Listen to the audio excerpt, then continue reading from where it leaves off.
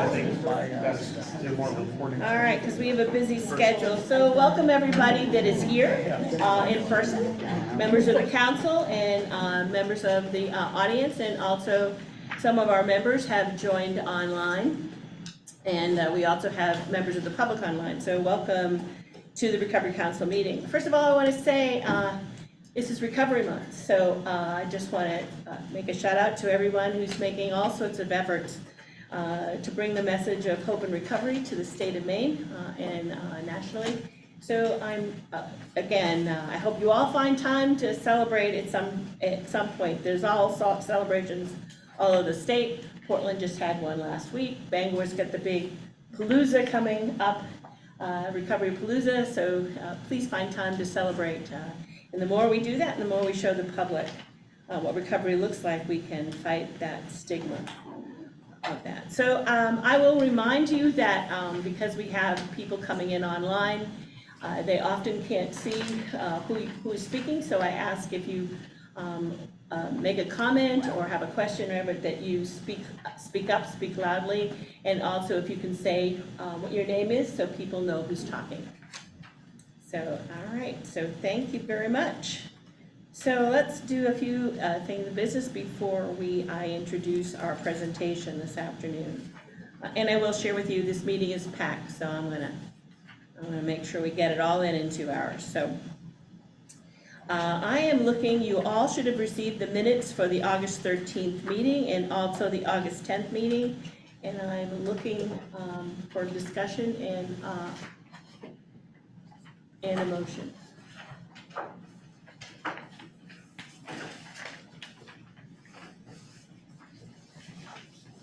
I move we approve the minutes as distributed. Both sets? Both sets of minutes. I will second that. It's been moved and seconded. Is there any further discussion? No, then we'll call a roll. And if I'm not mistaken, do we have to do a roll call? Yeah, I'm sorry, and I'll make it so we can hear Joe. Okay. Which I don't know how loud he'll come in, so don't blame me if he's really loud. Yes, we have to do. Okay, so can you do a roll call? Thank you, Haley. Liz Blackwell Moore, You're voting on minutes. Oh, sorry, yes, yay. Todd Brackett, Yes. Lydia Crafts, Joe Everett. Yes. Okay, you're a little loud. Betsy Fitzgerald, Yes. Courtney Gary Allen, not here yet. Pat Kimball, Yes. Ben Mann, Yes. Bruce Nodden, Yay. Miles Olet, Yes. Eric Small, also not yet. Gordon Smith, Yay. Keena Thacker, Yes. Chastity Toole, Yes. and Paul Binzel. Yes. That's 12. Yep. So all in favor, there was none opposed, so the motion carries. Thank you very much. All right, so I'm just going to say a few words before I introduce Kim Johnson. I think I shared with some of you that the last meeting we were here, I left a little frustrated. And I described my feeling of feeling like that hamster on that little wheel in the cage that just keeps going around and around and around and doesn't get off. And then I found myself being interviewed on behalf of the council by a reporter for a newspaper and also by the press. And the question ultimately was, why aren't you spending the money? Why aren't you spending the money? Why aren't you spending the money?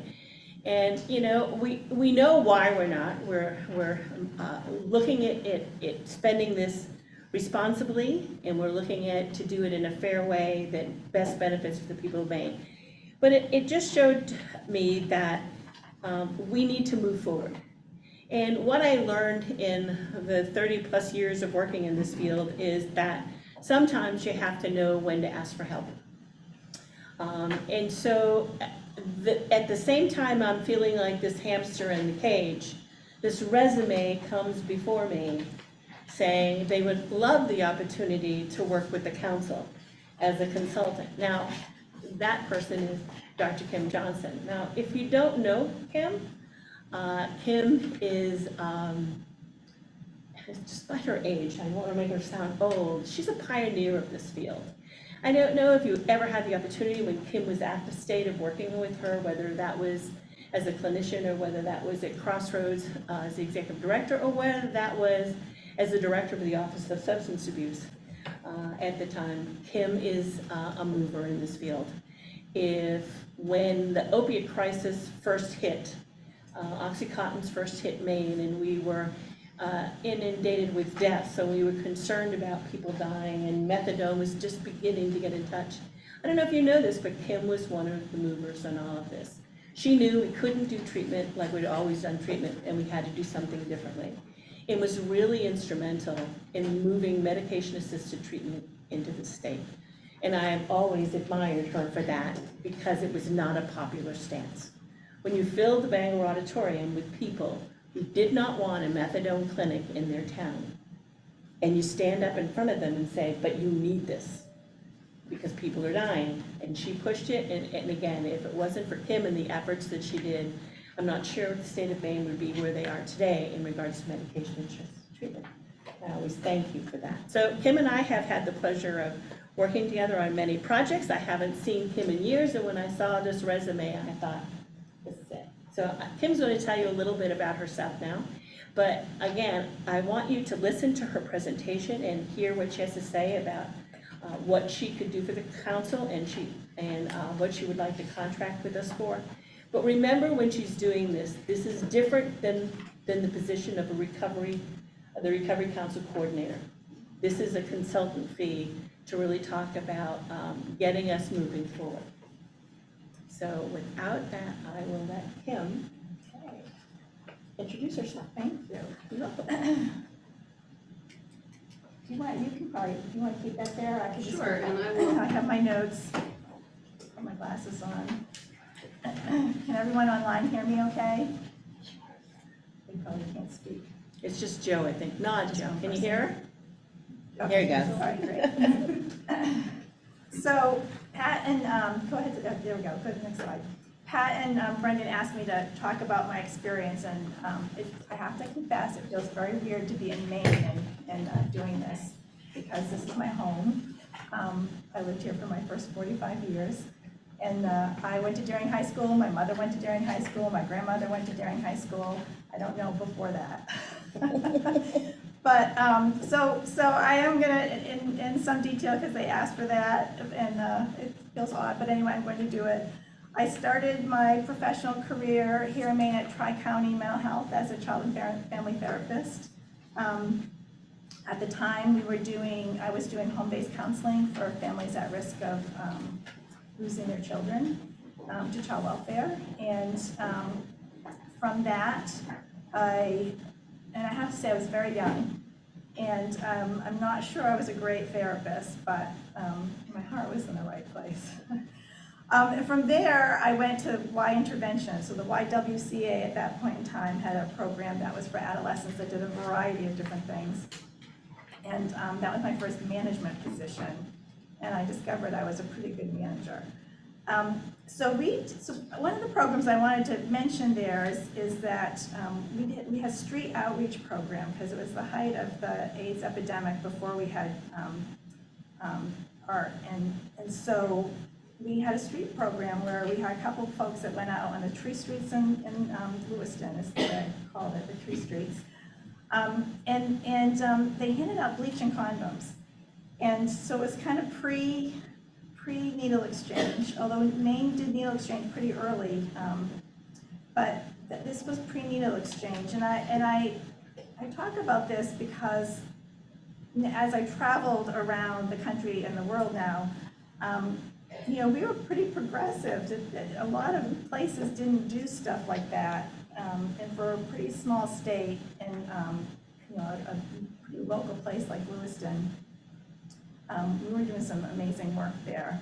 And it was kind of cool because it was the YWCA, and kids, teenagers could come into the building, and people didn't know that they were coming for counseling or coming for the services. They could have been coming to go use the pool or something.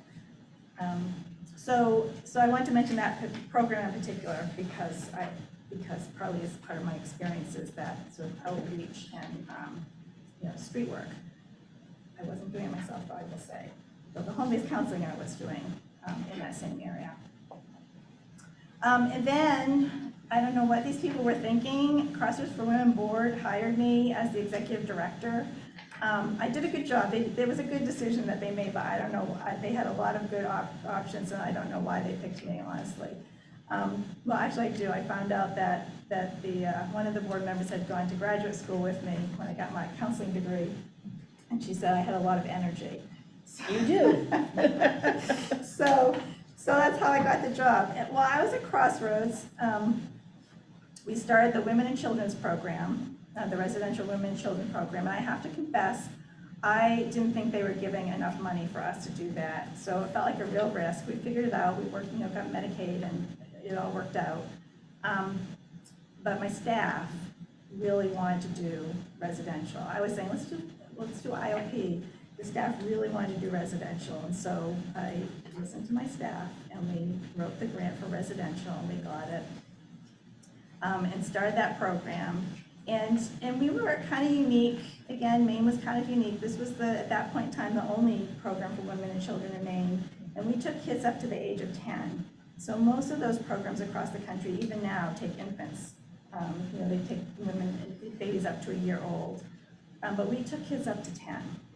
And it was an interesting experience having, working with the schools in Wyndham, but I will say the Wyndham schools were really welcoming to those kids, even though they were there for 2 or 3 months. They weren't in those schools very long. The other thing that I did at Crossroads is we started supportive housing for the women and their kids. So Pat mentioned when I was at OSA doing the medication-assisted treatment, and I got my start dealing with controversy while I was at Crossroads, because I'm sure, I read it in the paper every day, trying to build housing, any kind of affordable housing in any state really, but here in Maine as well, is hard to do, and trying to build housing that's specifically for people in recovery is even harder.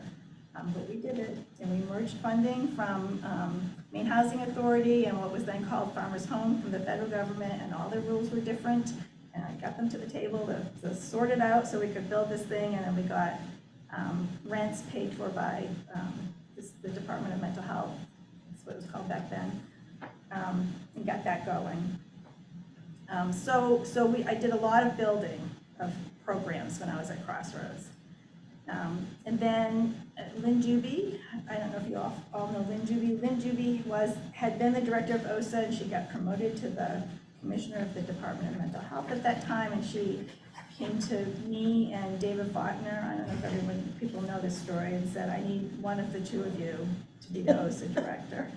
And David had some stuff going on in his life then. He said, Kim, you get to do it. So, I mean, it was more of a process than that, but, and I was the last OSA, well, it's not OSA at all anymore, but I was the last person in that role that had to go through a confirmation hearing, which was a very interesting experience.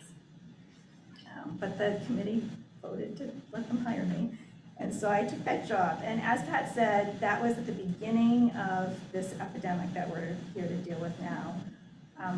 So it was 2000, and my 4th day on the job, I had to do a press conference in Bangor. But I will say, what I did say at the press conference was, we're going to delay the opening of the clinic that we're trying to do at Acadia Hospital. We're going to do some community assessment and some community engagement and work with the city to make this be a good thing. But the other thing that happened then is I called the director of the Center for Substance Abuse Treatment, because people were starting to crush and snort OxyContin. So we were actually opening that clinic not because of OxyContin at that point in time. People were using heroin. But we started to hear about people in Calais crushing and snorting OxyContin. So I called Wes Clark, who was the director of CSAT at that point in time in the federal government. I said, have you heard it? Like, is anybody else dealing with this? Like, what do we do? And they had never heard of it. And so we, Maine, were the first ones that brought it to the attention of the federal government that there was a problem with OxyContin and prescription opioids.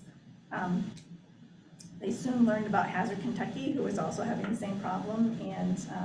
But Wes and his team watched they read the news in Maine, and they watched what was happening here for many years after that, because we kept finding things, we kept being the first, we kept discovering stuff. So yes, we opened, I think, 6 or 7 opioid treatment programs while I was the director at OSA, and I was not popular because of it. I left some town meetings thinking, I hope my tires aren't slashed, and they never were.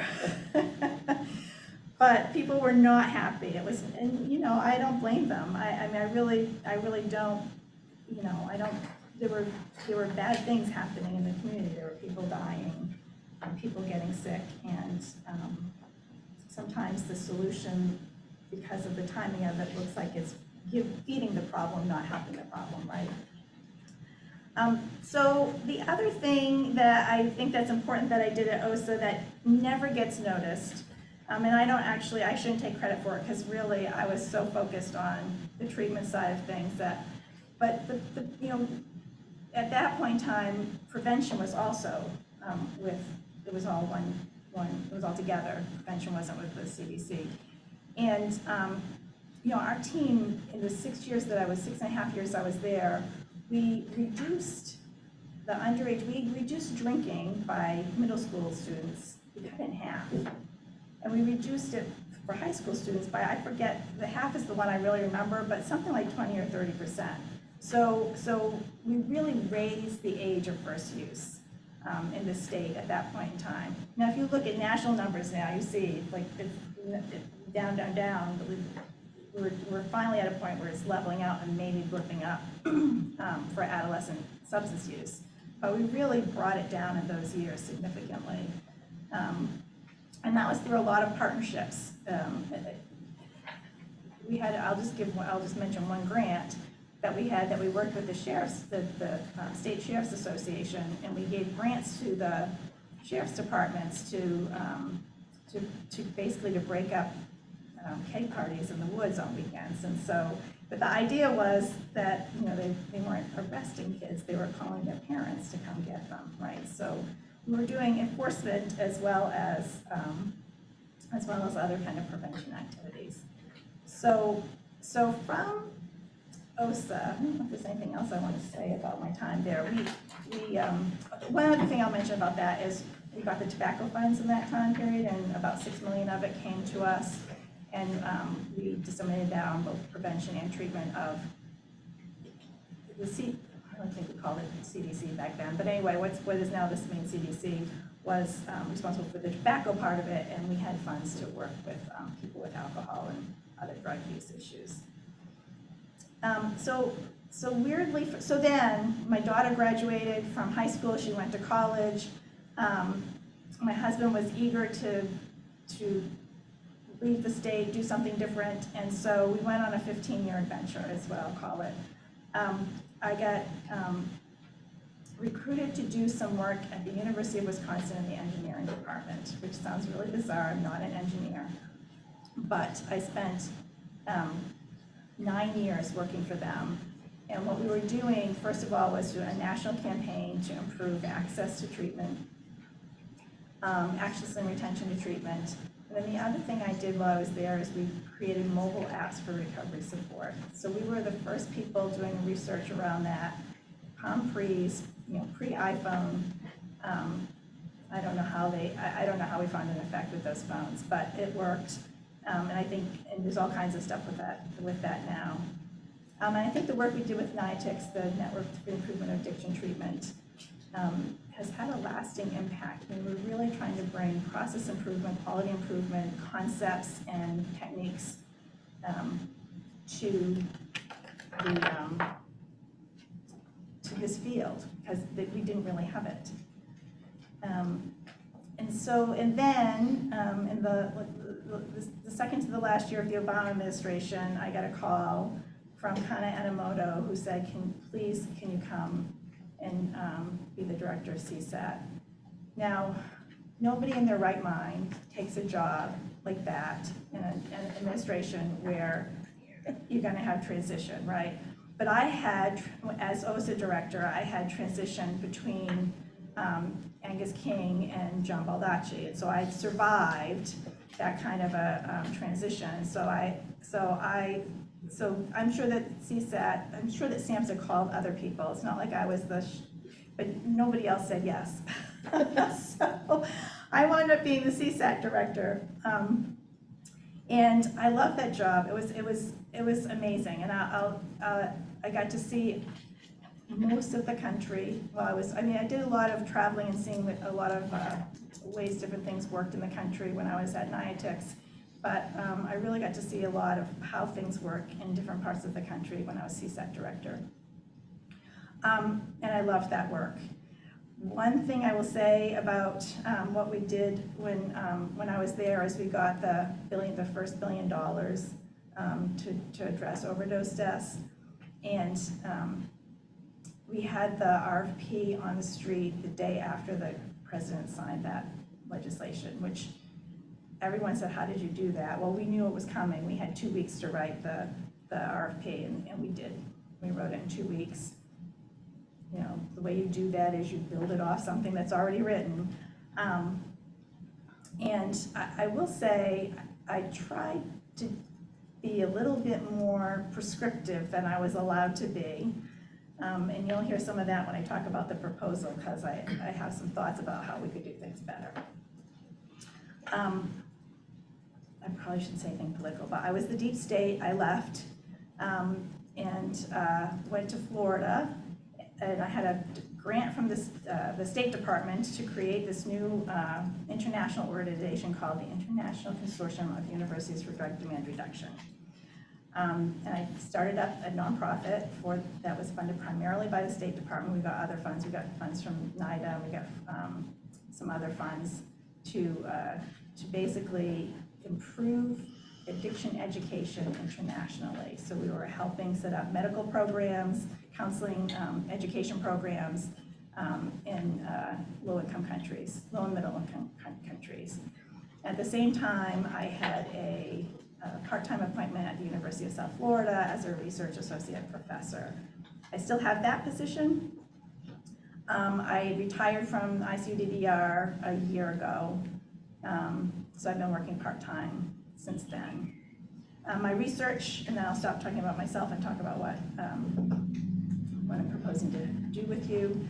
My research right now is primarily focused on data-driven decision-making and helping communities use data to make decisions. My research partners, I have a grant that's a subcontract from Stanford. My research, and I just finished a project from Yale, and my research partners would not be happy if I didn't mention, although I'm not proposing to do this with you, if I didn't mention that we're doing predictive modeling using local data. So that's my current research work, is trying to figure out how communities can make good decisions and how they can use the tools that we use in the business world for community decision making.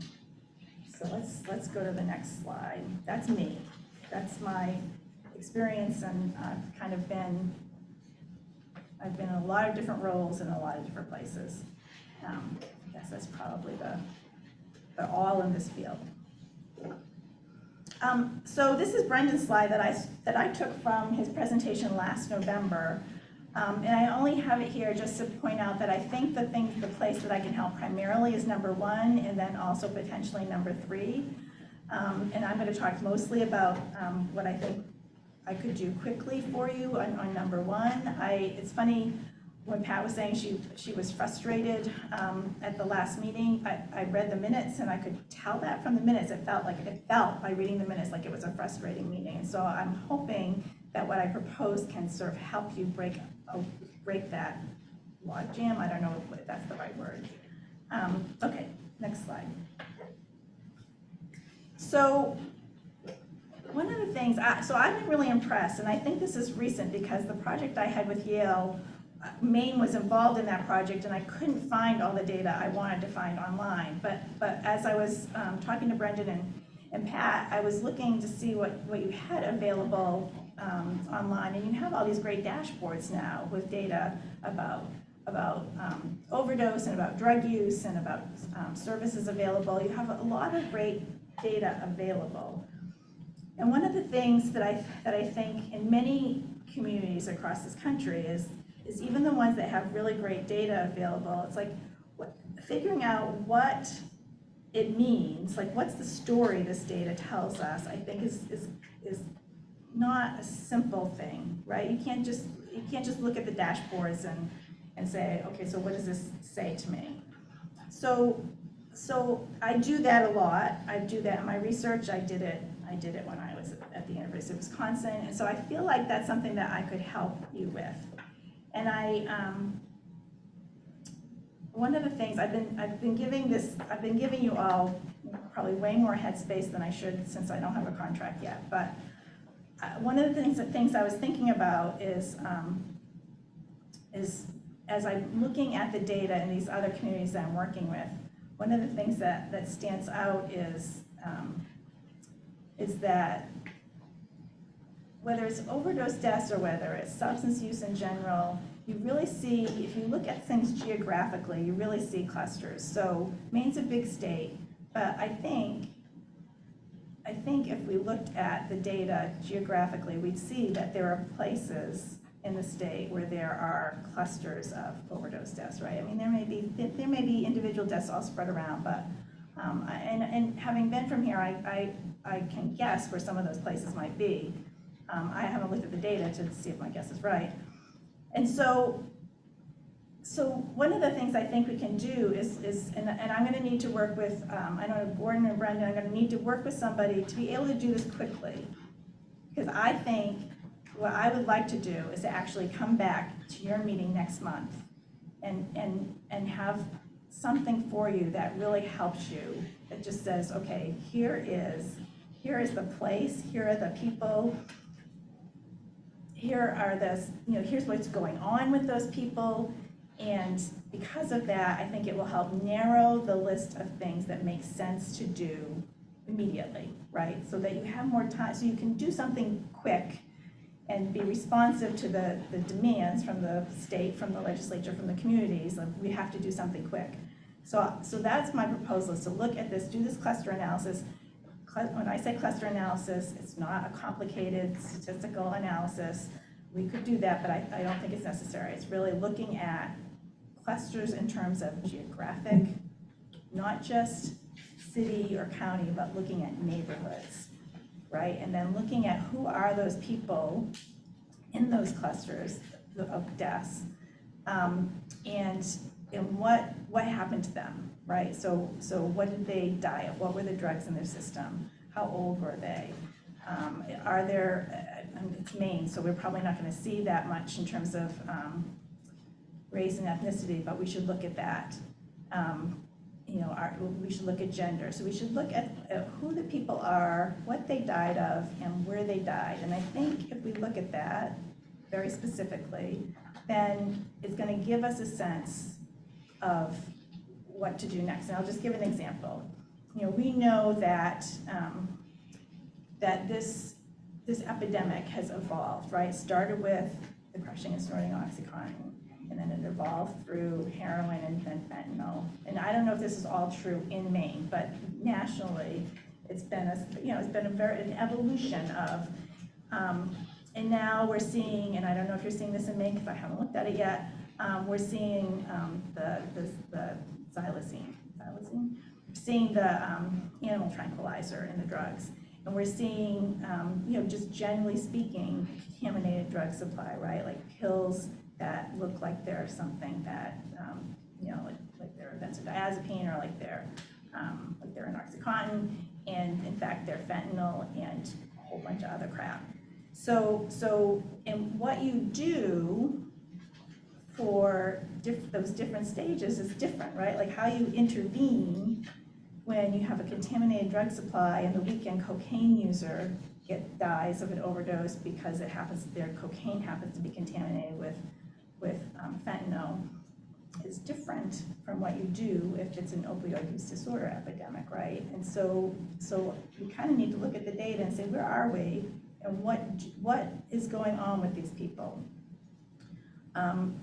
So that's the first thing, and I think if I can work with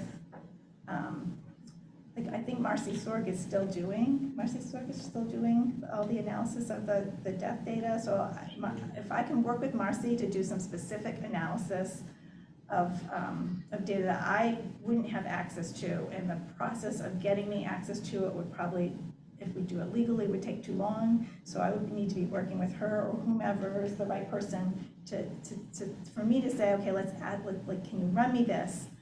Let's look at that. Okay, now that we see that, can you run me this? Let's look at that. So that we come back, we could do it and come back in a month and say, this is, you know, have some maps and have some graphics that we can say, this is what's going on here.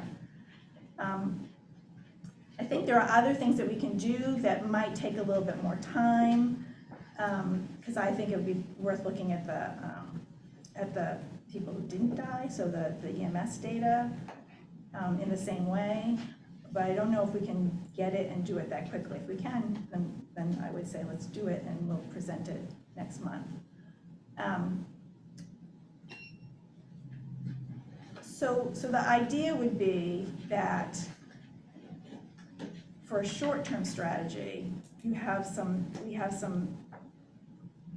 that's more targeted, basically, that gives you a better target, and you can say, okay, whatever's happening in, you know, whatever neighborhood it is in Bangor, or whatever neighborhood it is in Lewiston or Portland, or Rumford, or wherever it is, what's happening with those people, and what does that mean for what we need to do immediately, right? Is it we have to flood that area with Narcan? Is it that we need to do test strips? Whatever it is, we don't know, I don't know, but that would be what I would propose coming back with next month. And out of this work, what I would like to do with you is to come up with something that is probably a quarterly report that comes back to you. And I'm not saying I'm going to do it. I want to help create it, and then we need to need to hand off the sort of ongoing creating this thing to whoever, the state, one of the universities. I mean, you guys will decide that. What I think I can do is help create the thing that we use to help you figure out on an ongoing basis what's happening now and is what we're doing working. So that's the first part. Please switch the slide. So I'm going to just go backwards a little bit. The reason I think this is important is there were two sort of important things that happened while I was at CSAT that sort of made my mind really focus on this, doing things this way. And I don't know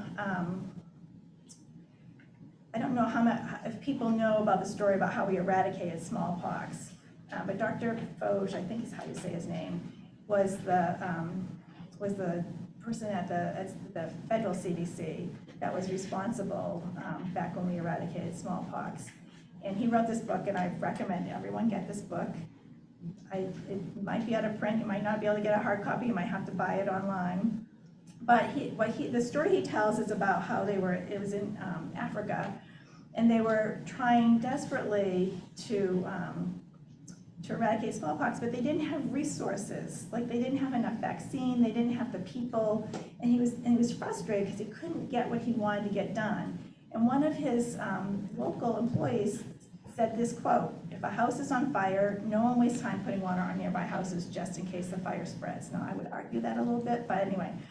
They rush to pour water where it will do the most good on the burning house. And the same strategy, he says, turned out to be effective in eradicating smallpox.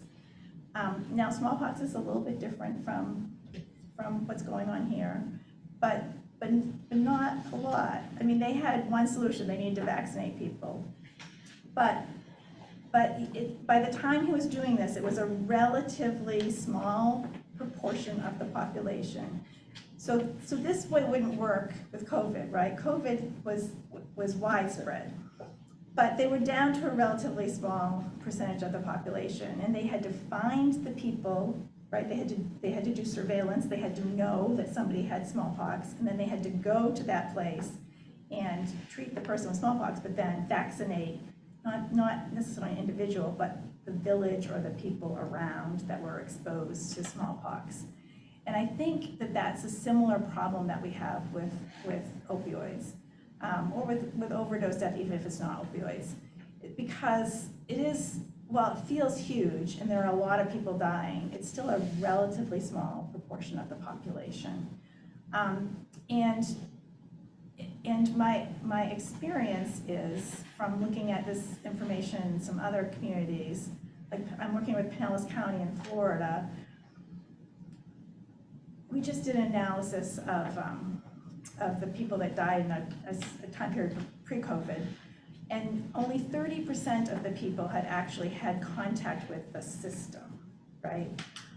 So all the other people that died, no one knew them. They weren't known to the system. And so I think a lot of times we have this perception that, like, we know these people, right? Like they're the people that cycle through the detox centers, and some of them are, but a lot of them we don't know. And so we have to find them. That's one thing that we have to do. And then we have to convince them that the thing that is going to help them is going to help them. And that was a big thing with smallpox, because people were afraid of vaccines. And I think that is a big thing. I mean, we can talk about stigma, but I think there's a lot of stuff that's beyond stigma that prevents people from using our services. I'm going to get to that in a second. I want to talk a little bit about that. So anyway, I would encourage you to read this book. If I could give you homework, that would be the homework I'm a teacher now. I would give you homework and assign you this book to read, because it really made me think. The other experience that I had that kind of went along with that was I went to, again, Africa. I don't know why Africa keeps coming up, but I went to the International AIDS Conference in Durban, South Africa. And what was so powerful for me from that meeting was how PEPFAR, which is now, I don't know if you read the news about PEPFAR and how it's in trouble from the Congress in terms of funding. PEPFAR was the best run American government program I've ever seen. I mean, and it's an international program. It was started by President Bush, the second Bush, and it was so they worked on the 90-90-90 goals. I don't know if you've heard of that with HIV. Now it's 95-95-95. The United States is not one of the countries that's actually achieving those goals, but it was so data driven, so data driven that some people complained about that. But it was really, like, everything was about metrics, and it was, it was, did this work? Did it not work? How do we keep adjusting, changing what we're doing, adapting so that we keep moving these numbers? And they looked at the numbers all the time. And between those two, I said to kind of, when we came back from Africa, I said, why don't we have a 90-90-90 in addiction? Like, why aren't we trying to do that? And I have actually created that cascade of care with national data and with data in Florida. And one of the reasons is because our numbers are so bad. It's more like maybe 50, maybe 30 in terms of people that get identified, 30%, maybe, and it's 30% of people that get identified actually get treatment, and then it's actually about 50% of people that get into medication that stay for 6 months or a year. So that's why we aren't doing it, because it's so bad as a baseline. But if we actually had some goals, maybe we would start moving that measure. So anyway, if you decide to hire me and you want to know, like, what drives my thinking, this would be a good book to read. Okay, I gotta shut up because my time's almost up. Next slide.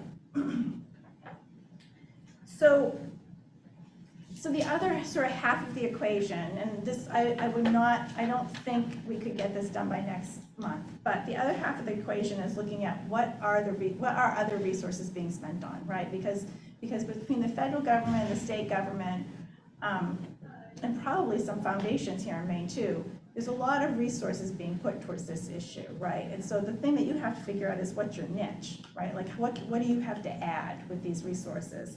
And so that's the other part of the data that I think we need to look at, and I would do it in a similar way where we could look at geographically what's available, maybe make some maps, make some pictures.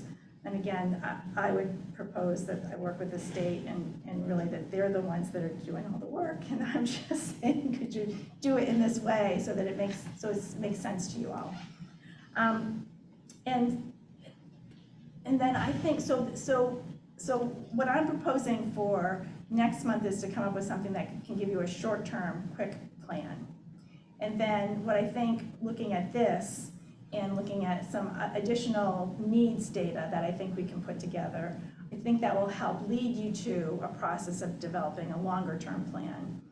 But I will say, and the state has a plan, right? The state has their own plan.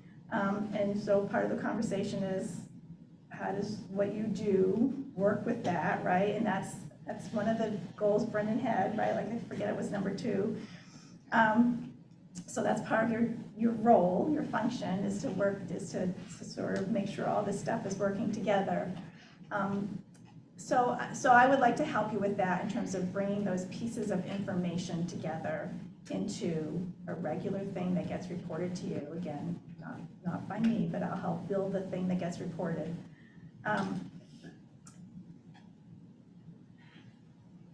And one thing I want to say about this, I guess, is we think a lot, particularly when we're in government, we think about capacity building, right? Like we want to add beds, or we want to add a new program, or whatever it is. And I don't know, and this really is, I don't know whether that is where we're at here now.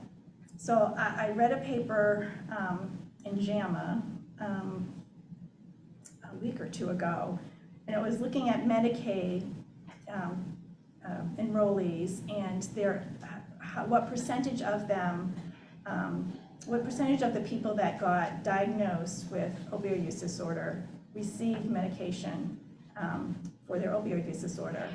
And it compared states. And Maine had the highest percentage of people in the Medicaid program who had been diagnosed that received treatment. And it was like 80%. Now, maybe we're doing a bad job diagnosing, like they didn't do the whole cascade, but even better than Vermont and even better than Rhode Island, who are 2 states that say that they have treatment on demand, right? Like they say we've solved the capacity issue. So it makes me think capacity isn't necessarily the issue. It may be, and I haven't looked at it, so I don't know. But seeing that paper made me think, well, perhaps capacity is not the issue here. But still, people may not be getting the services they need, right? And there's some great research that looks at, whether it's getting people insured or whether it's creating programs. There's a whole host of things that can happen. This goes back to my NIATICS days. This is what I did when I was in the engineering department at University of Wisconsin. It's a whole list of things that can happen between having insurance or having something there and people actually being able to use it. So I'm going to tell a quick story, make it quick. When I was at CSAP, I had a call from a woman in Tennessee. And she was a mom, and she had an opioid use disorder, and she had anxiety. And she knew that the treatment that she needed was buprenorphine and the benzodiazepine. I forget which one it was. And I said, and she could not get that in Tennessee. And so I called the state director, the person who was comparable to the OSA director, in state, and said, how do we get this woman? So first of all, this woman was incredibly resourceful because she found the direct phone line of the Center for Substance Abuse Treatment director in the federal government. It's actually hard to find. The listed number for me was my secretary. I mean, you had to go through a lot of layers to find, but somehow she found my phone number and got me directly. So she was a resourceful person. She could not get what she needed. So I called the state director, and that person called the local treatment program, who said, well, we have buprenorphine. She can come here and get buprenorphine. So I contact this woman and I say, go to this program, and they said they can serve you. So So she goes to the program, or so she gets an appointment at the program, and she's a mom, her kid gets sick, she has to cancel the appointment. So anyway, we communicate probably about 5 times over the course of multiple months. And after that first time, she did finally get to an appointment. And the secretary at the front desk said, well, we don't have that service here. We don't offer medication-assisted treatment here.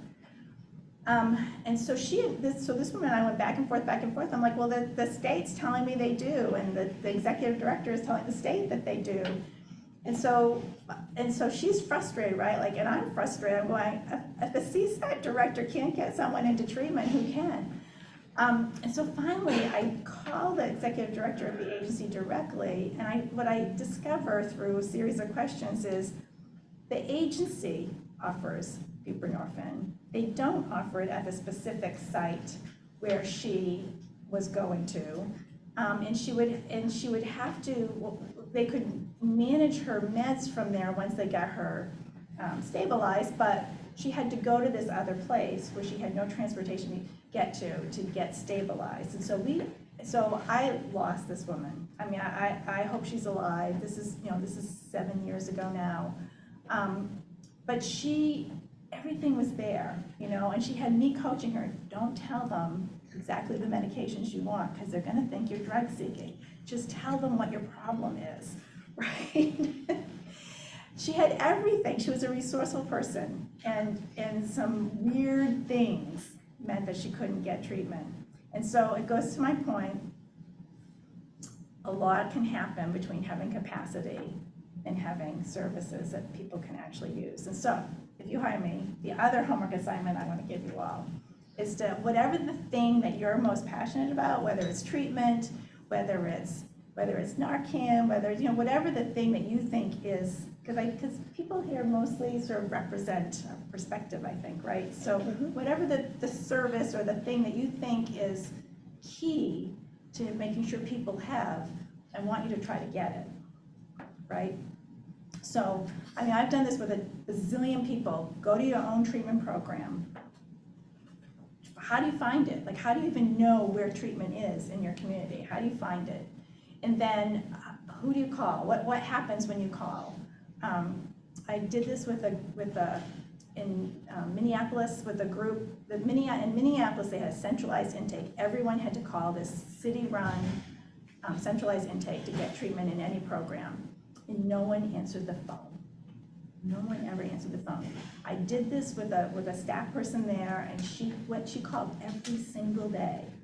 And no one answered the phone. She got the voicemail, leave your message, and then someone would call her back, and for whatever reason, she was busy, she didn't answer the phone, and the message was, this is your only call, we're not gonna call you back again, you have to call again, for a month. And I said, she was upstairs from this, so I said, so she wanted to present this experience in a meeting, and she wanted to go further than I can't get through. So I said, we'll just run downstairs and do the rest of the process so you can describe it, right? Because it was just downstairs, but she could run downstairs. But other people couldn't, a real person couldn't run downstairs, right? All these weird things that you don't know keep people who even actually try to get services from getting services. And it's not just treatment. I did it once. When I was the executive director, I put myself on our wait list. And so the rule of the wait list at the halfway houses was you had to call once a week to keep your place. So once a week I would call, I would do my little thing. So I finally, after so many weeks, I called and they said, oh, we have a bed for you. You have to come in Tuesday. Now I'm being real. I said, oh, Tuesday, I have a dental appointment. Can I make it Wednesday? Nope, don't come Tuesday, that's it, you're done. I thought, what? What do you mean if I don't come Tuesday? If you don't come Tuesday, I have a dentist appointment. I've been waiting for this dentist appointment forever. Nope, don't come Tuesday, you're done. So if they're doing it, and they know I'm the executive director, it's not like I'm trying to fool them. They know who it is. But I told them to follow our rules. And the rule was, when we give you a date, if you don't show up for the date we give you, no excuses, you'll lose your place and you have to start all over again, which means you go on the bottom of the 40-person wait list. the agency took a real hard look, and I said, this isn't fair. I had a legitimate dentist appointment.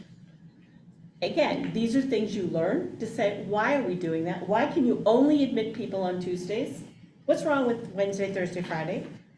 And again, those are things that change over time. But anyways, I don't want to keep you from. No, well, I don't want to take more than my share of the time. Capacity may not be the issue, and we have to learn that, right? Narcan's over the counter now. Can you get it? Like, is it available? Can you afford it? Like, so anyway, whatever thing that you think is really key and important, I would give you the homework before the next meeting, before we decide where money needs to go. See how easy or hard it is to get that, because it may not be we need another bed or we need another thing, whatever the thing is. It may be we need to change the way that thing works. So let's Give one more. okay, we'll do this. So you know this, you have 18 years of funding, some of it's front loaded, some of it might disappear. Looks like Mallinckrodt's gonna get out of giving some of the money maybe. You have pressure to spend, I feel that in the meeting minutes, and this epidemic has evolved and will continue to evolve, and your strategy needs to be flexible. So I just want to put that out there as sort of the situation as I see it now. Next slide. So the other piece of what I think I might be helpful for, and I know one of your subgroups is meeting, I think, next week or later this week, is I've had a lot of experience doing RFPs, had a lot of experience. You may decide, and I don't know if you are allowed to do sole source contracts. When I worked for state government, we could do small amounts of sole source. But you may decide next week, we want to give, $50,000 to XYZ program to do this thing, like right away. I don't know if that's legal, that's arena. But anyway, I've had a lot of experience doing those things. And then how, the whole process of how you distribute money, who does it, who you work with. Having run a bunch of small nonprofits, I would say anything you can that's administrative that you can hand off to someone else, I fully endorse that. But anyway, if you think it would be helpful, I'd be happy to participate in those conversations. Most of what I've talked about is what you spend the money on, but this is really like how you spend it and how you manage it, and if that would be helpful to have me work with your subcommittees to do that, I'd be happy to participate in that. And I think really, you need different strategies for different time periods. You need a short-term strategy, and then you need a longer-term strategy. So the last slide, I'll just give my little speech. So all over the state, we have houses on fire, but not every house is on fire.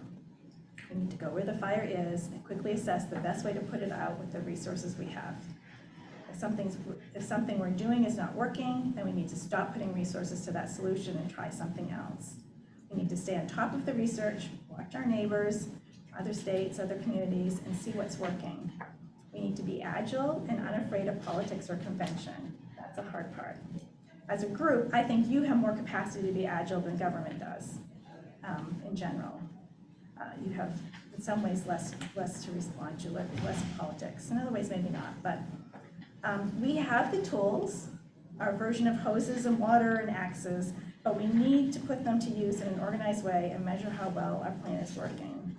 Dr. Foge says that we need leadership, tenacity, and optimism. I really encourage you to read the book. So, and I think that is what you need, and I would like to be able to help support you in doing that work. That's it. That's my spiel. Questions for Kim? I don't leave any time for questions. I thought it was going to take a half hour. I knew better. If you see her contract, Kim has her deliverables there, which are, one is, again, a data report, which if you remember, one of our things is that we are to have and report regularly a data report from this committee. And if she's hired, she can give us that tool, that she will design it, and then we will manage it after that. But that is part of what our task really is, to facilitate and develop the first year of planning. to help us sort of focus in on what we do, and also how to manage contracts, RFPs, and grant work. And she's willing to do this and complete it in 4 months for an incredible price of $16,000. It's an incredible price. This is your time to ask any questions. Paul? Thank you for the presentation. Do you live in Maine? Yeah, I moved back in May. I live in Brunswick. Okay, did you apply originally to be on the Recovery Council? No. No, I wasn't here. Okay.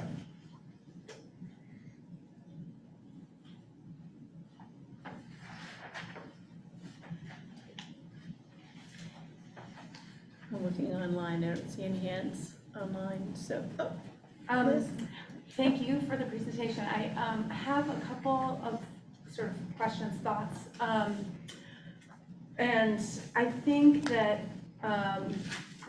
when I think about our work ahead of us, even just in the short term, I think about, there are a couple of things I think are sort of essential elements of kind of good process for really impacting and making big impacts on public health problems. And sort of the core for me as somebody, as Liz Blackwell-Marr, public health director for Cumberland County. And the way I see that is, like, one is really having an equity lens and thinking about who's been most impacted and what are the, historical and current injustices that are happening for some folks, and how do we build systems and processes that are going to make sure that we are accounting for all those things, and then everyone has a full and just opportunity for health. So that's like a big one for me, which I can see it could be built into the work that you're thinking about. 2 is transparent process, and 3, I think about inclusive decision making. And part of that is that part around scientific data and having like really that research data. But the part of what I think of as inclusive decision making is also thinking about, really having inclusive community engagement work and the community process. And I think the stories you told at the end that both of you were telling, to me, can't be found in that kind of data, right? That's the data that's on the hubs. Where that data comes from, I think, is from the survey and the survey that we've developed that we'll talk about later today, but also through an engagement process where people get to come and just tell us what they think. Like, we have so many community members who are ready to tell us exactly what we should be doing and where those gaps are that can't kind of be accounted for. So that was sort of a long-winded way to say I appreciate, and I think we do need some support for guiding our next stage.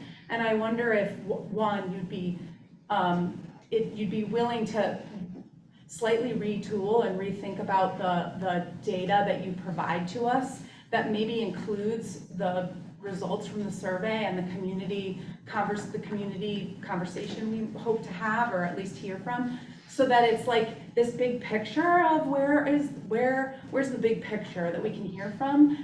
And then I think as a group to come up with even short-term decisions, I think we need like some support and facilitation around a prioritization process. Like all of us getting together with that data and saying, here are 5 key priorities, and here are short-term priorities, here are long-term. And I think we'll then be able to I'd feel more confident in saying, yes, let's spend the money short-term on this. And I think, so I'm wondering if you might be willing, if folks are also in agreement with that, of shifting that second part less to determining the second, like maybe taking one more session to come up with facilitating prioritization. And then I feel like I could be much more comfortable saying, and do it quickly. Like, I don't want this to take forever. And I think there are things that the state has on their list that we might all totally agree with really quickly.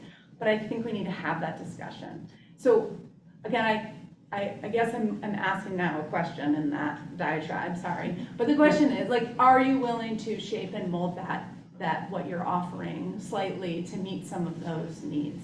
Yes. Yeah, and yes, because I think it doesn't require a lot of shaping and molding. I mean, as I think about even just the stuff that I think that we can come up with for next month, it's gonna require some interpretation, right? And some of that is gonna be from, however we get the information from people who use drugs themselves, right? Because I can look at data and say, okay, in the past 3 months, X number of people have, who died had cocaine and methamphetamine and fentanyl in their system, right? But that doesn't really tell me, what, is it the weekend person? Is it, that just or is it a person that has a substance use disorder? So we're gonna have to get some of that information in a way that, exactly like you're saying, it's not, there's no way to pull that out of the data that we have available. So yes, again, probably I'm not gonna be the person that does the getting the data, but we can figure out who does that and how that happens. That can be part of what the conversation is. And I do feel like, yeah, I mean, I was sort of thinking as I presented it, what I would be doing is facilitating a discussion. I mean, I don't think I'm gonna give you answers. I think it was Gordon. Gordon, do you want to take the online people first? It's okay, Gordon, go ahead. Gordon Smith, the Director of Opioid Response in the Governor's Office. I know Kim well. We haven't had a lot of contact the last few years, but I knew her well when she was in the state, about probably 30 years. I think I'm kind of where Liz is a little bit, except I want to kick back on the data piece. The Maine drug data.org, which we pay the university to operate, we have a monthly report on overdose data that's filed faster than any other state files its data. We have tremendous amount of data. We're very fortunate that you are a content expert, and that could certainly help us in our work. But I'm much more, I honestly, it's gonna sound probably not right, but I have my doubts as to what you can add to the work that we've been doing in the governor's office for 4.5 years. However, I'm really interested in 2, 3, and 4. And I'm interested in, I would be interested in you looking at our data hub and seeing if something jumps out at you as missing. If so, we may well have thought about it. The data is just not available in the form that we'd like to see it. It's not perfect, but we do have a lot of data there. But where I think you could be of the most help, this is just one person's opinion of the 15 of us, it is this process, the facilitation of process on our first year plan, the facilitation of process particularly on decision-making for long-term strategy, and particularly the development of the management process to include things like how, our vendors, how do we put the grants out, how do we evaluate them. Those are also things you have experience with. So I agree that I think it would be really beneficial to see kind of a rework of this after today and after thinking about our questions, because like I say, I think we need to make clear whether we're asking you for your expert content, because there's very few people in the country that have the experience that you do, and that would be very helpful, or whether you're going to help us based upon that experience with really the process. And without, again, holding you back if you see something that's really stupid. But I think you get my point, that I'm really interested where we're going to struggle, and because we're kind of a unique entity, because we're not a state entity. We have 4 people here representing the towns and cities, counties, for instance. And so, while we're within the Attorney General's office, sort of, we're not, and we're really created by those documents that the Attorney General's office did, but it's a very unique group. And so I think, again, while I'm far too quick probably to always say, hey, I got a plan. I've got 1,000 public comments on my plan, you know, let's get with it. I told this council at the last meeting, I understand why you may not be willing to simply take the governor's plan, updated as of a month ago, and make it your plan. I get that. And that's what we need help with, is how we would do that, and then how we would implement it. So to respond to that, so I just had to tell Gordon's story. One of the things we did when I was at OSA was create the prescription monitoring program. It took like 3 years of legislative process, and then my team had to write the rules. And we went to public comment, and there was no public comment because we had incorporated it all in the process of writing the rules. And Gordon was there, he came in his old job, and said, this is how rules should be written. So I think that's why he feels like I should be facilitating, because it's a skill, I have that as a pretty good skill. Yes, I'm happy to focus on that more, but, here's my but. I think you have great data. I mean, I was amazed by the data on the website.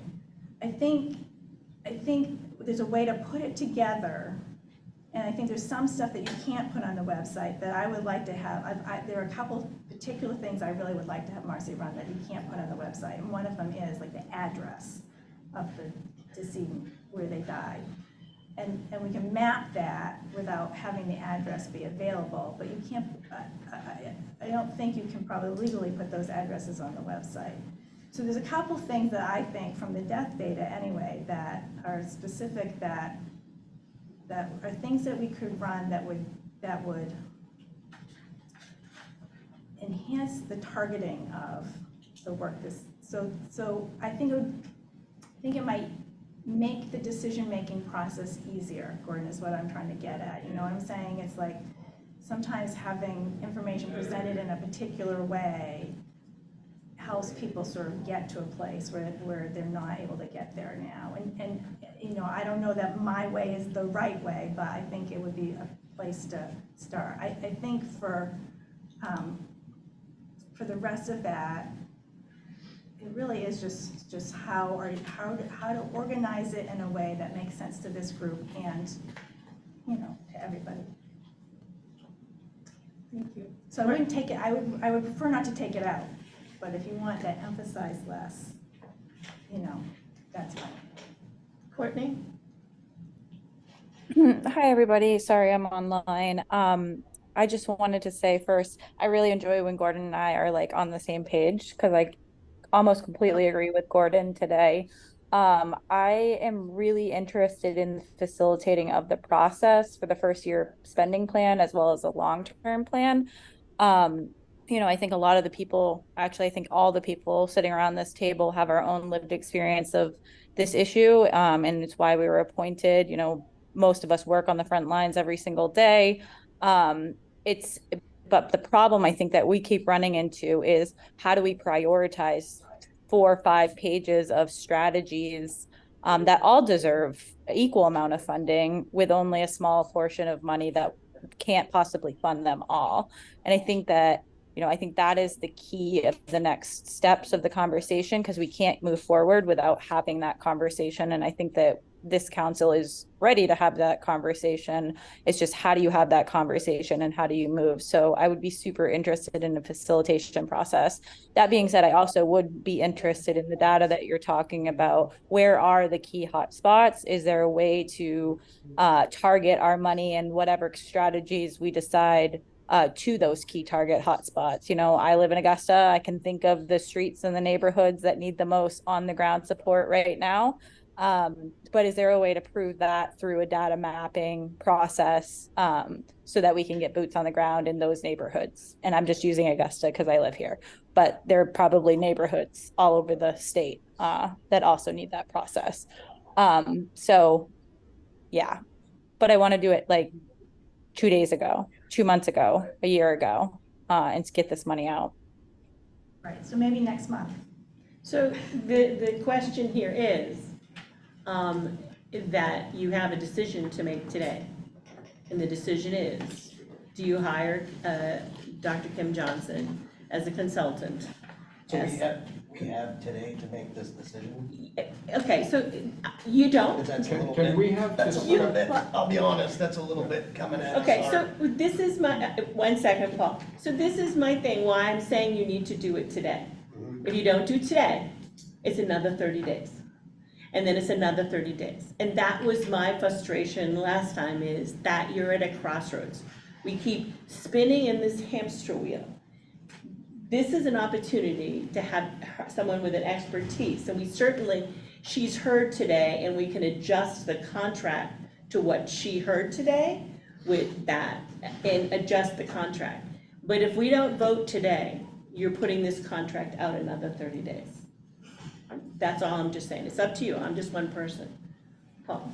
I'm frustrated that we have never talked about what are our priorities. I don't know that we need a consultant because we haven't tried. We haven't talked about our priorities. We haven't talked about what should we have as a short-term goal? What should we have as a long-term goal? I would like to get that on the agenda. I agree with Liz. I think that the survey is fantastic. I think having a survey now, having a public forum, and then we get together and say, what are our 5 priorities? How do we make a short-term goal? And how do we make a long-term goal? And I'm really frustrated that we still aren't even thinking of getting that on the agenda. Yeah, I think, probably I shouldn't speak now, but I think if I can bring something, I hear the issue about the data, but I think if I can bring something to you next week, next month, then that would be the conversation.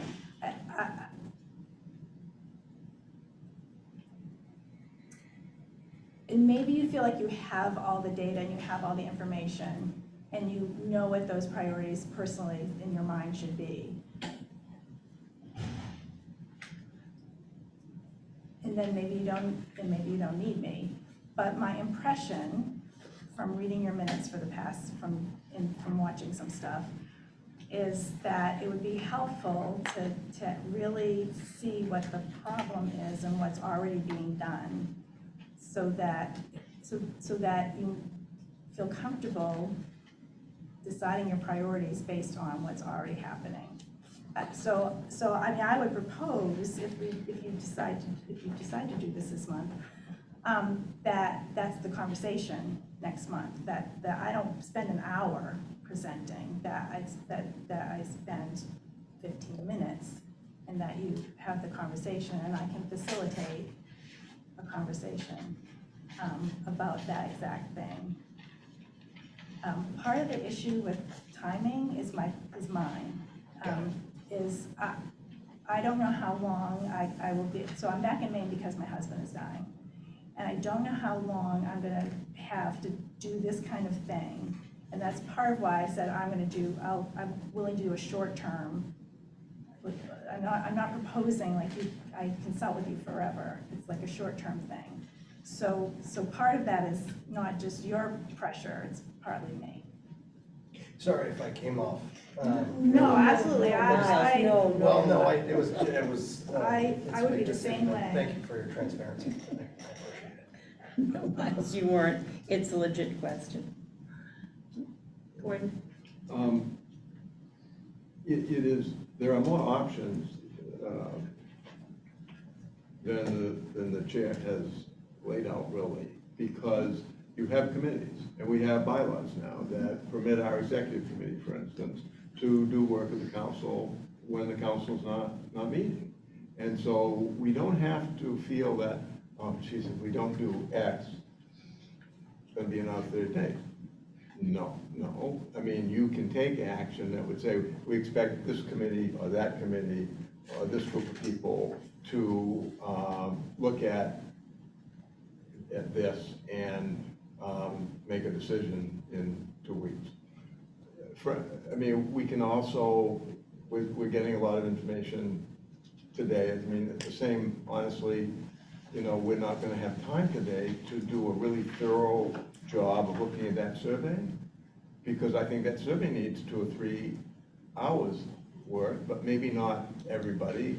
Maybe other people are happy with it. I think there's some things there that I would like to dive into. And we don't have to wait till the next meeting to do that.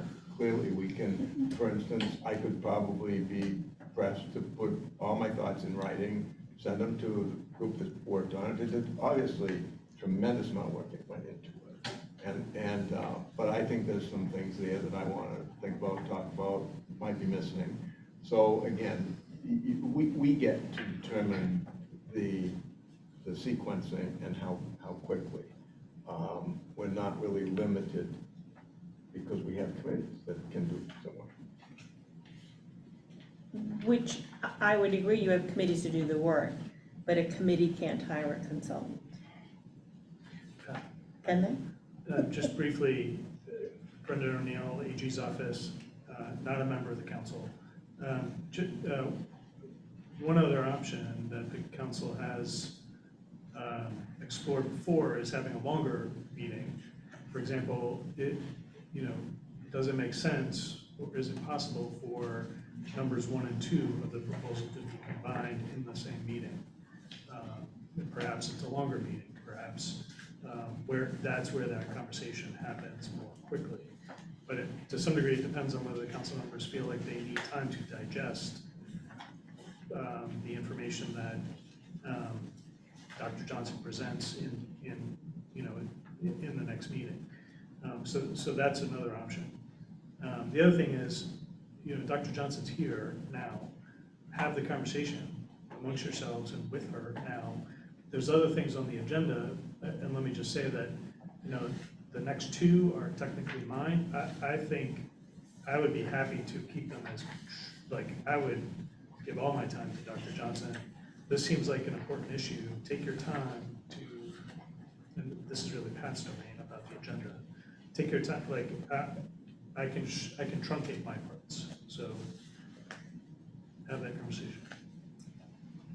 And you don't have to make your decision while I'm in the room if you're uncomfortable with that. Like, when you're done asking me questions, I can leave and you can make a decision without, that you don't have to vote while I'm in the room. I think, when I saw some of those emails late, and, and they were frustrating. I'm a person in long-term recovery who fights on the front lines every single day. I'm up at 3:30 every morning to be into work for 5. So I see these people. I have patients dying on a monthly basis. I see where the community is coming from. But I also know we have a huge opportunity here to put this money to build some infrastructure in the state of Maine, to really do great things. So Pat, I'm sorry that I understand your frustration last week. It's been killing me that I can't respond to those emails, because I just, I know where people are coming from.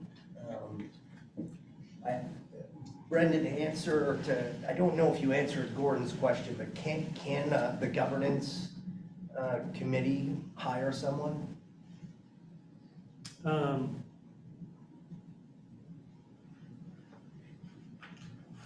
Governance committee, you mean, we're not talking about the Or, court. excuse me, sorry.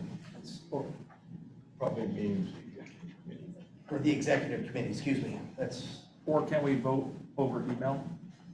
I would not. No. I would not encourage that. One of the handouts today was the Conflict of interest. frequently asked questions about, which was developed by the FOA ombudsman. One of the entries sort of towards the back about public meetings is, can members of the council, can members of the body communicate over email? The short answer is yes. You're safest when you're doing so about logistics, like when's the meeting, when should the meeting be. When it comes to substantive issues, you should shy away. Those really are meant to be part of public meetings.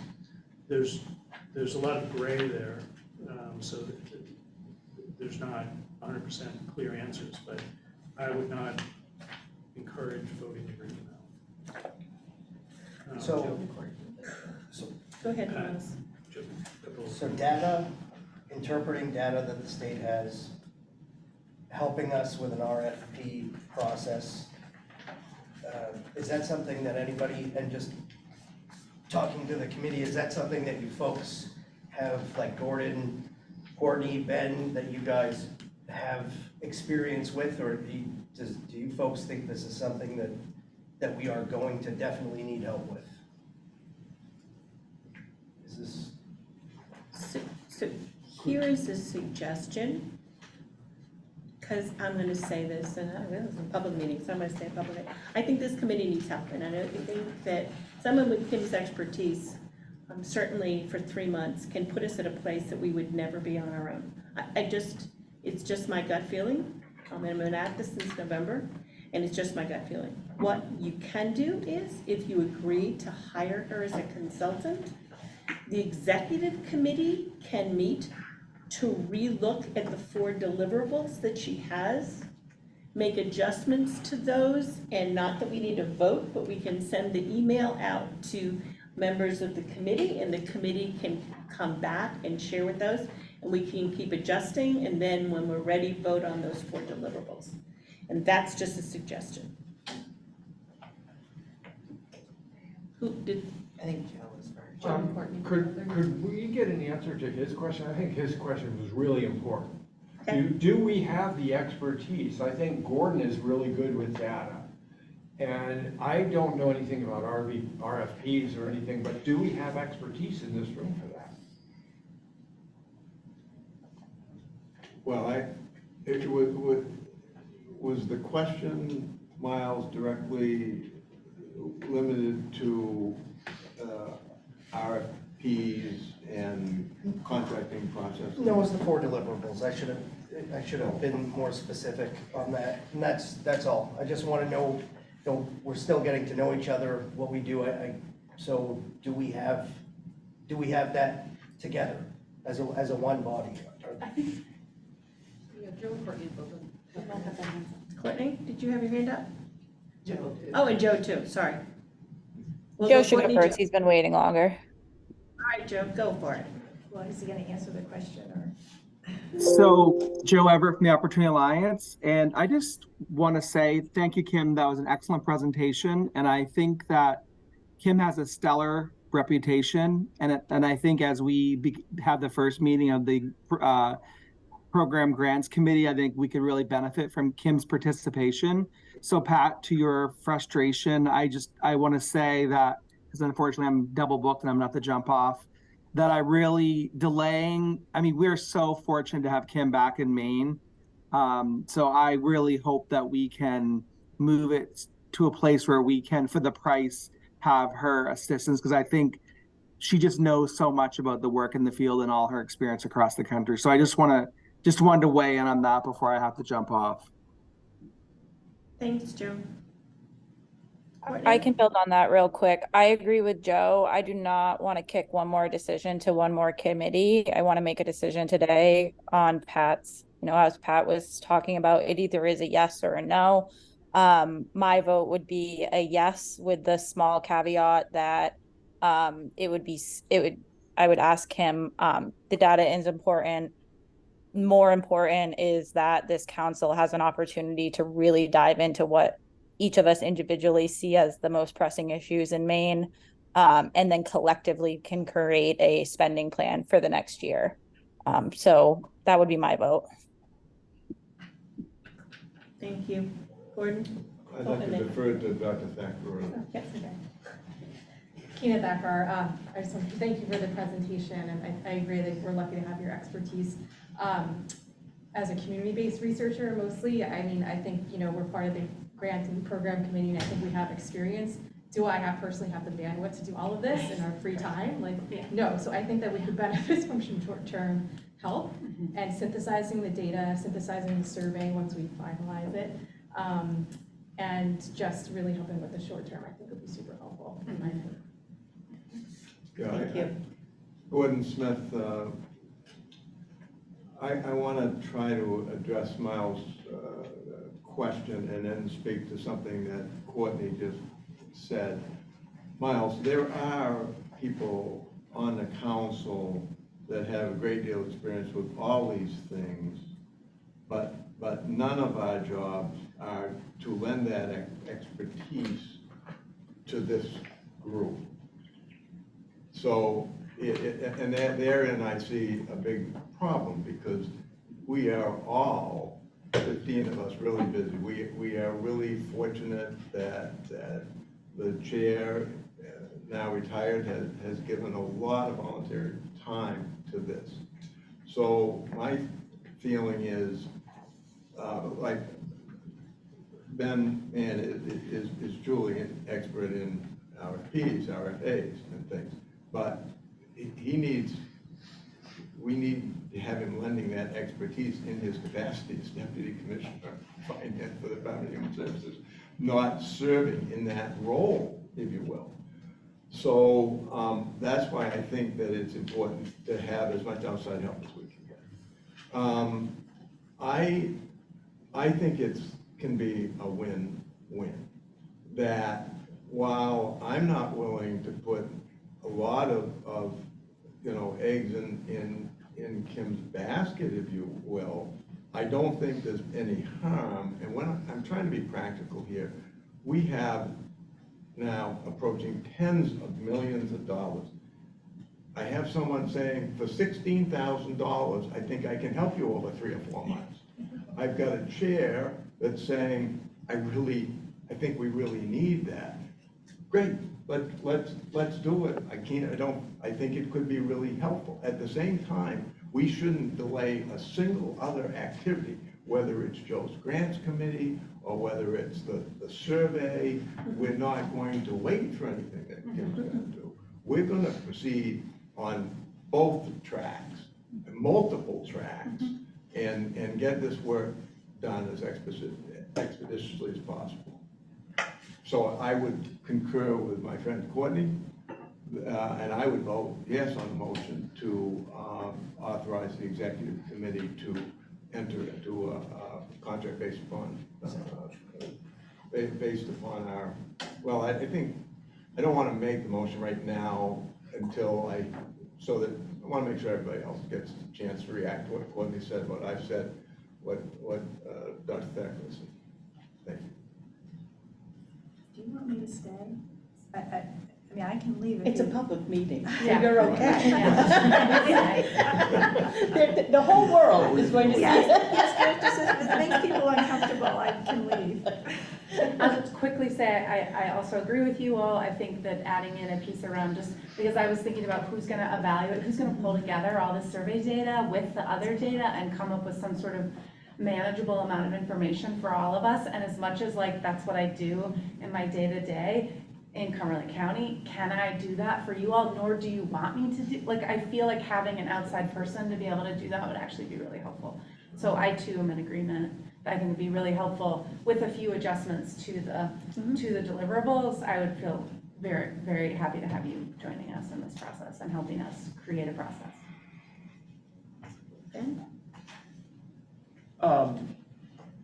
I'm in general agreement as well, I think. I have, with the caveats of adjusting some of the deliverables, I'm not sure. I think we're going to need a doer. I'm trying to set up a meeting for the next finance committee, which is on the 28th, to talk to an organization that is a grant-making organization that can distribute funds, that can post competitive or non-competitive agreement notices of funding out there, that will do the follow-up and the reporting and everything. We're going to be, so I'm not quite sure what the fourth deliverable would provide. I think we are generally aware of the management processes that we will need to follow to get the funds out. We also are going to start including the finance person at the OHG who actually has the funds, since this is an account that sits within the OHG more largely. But I do agree with, like, I think facilitation of priorities is sorely needed. And we can maybe shape the deliverables to that end more. Thanks. But and since that, I think it would be helpful to just identify the hours that would go towards the deliverables if we're moving things around. And one of the things in the deliverables she talked about was attending committee meetings. So, Yeah, I mean, if you feel like something is already under control and you don't need anything from it, take it off. I mean, you know, I mean, this was written, I forget when I wrote it, but it was written based on the information I had at that time. So if you already have a plan for how you're gonna distribute the funds and you don't need to discuss that, then take it off. so, I put a motion on the table to allow the executive committee to reconsider some of the suggestions here today and then execute a contract with Kim. I second.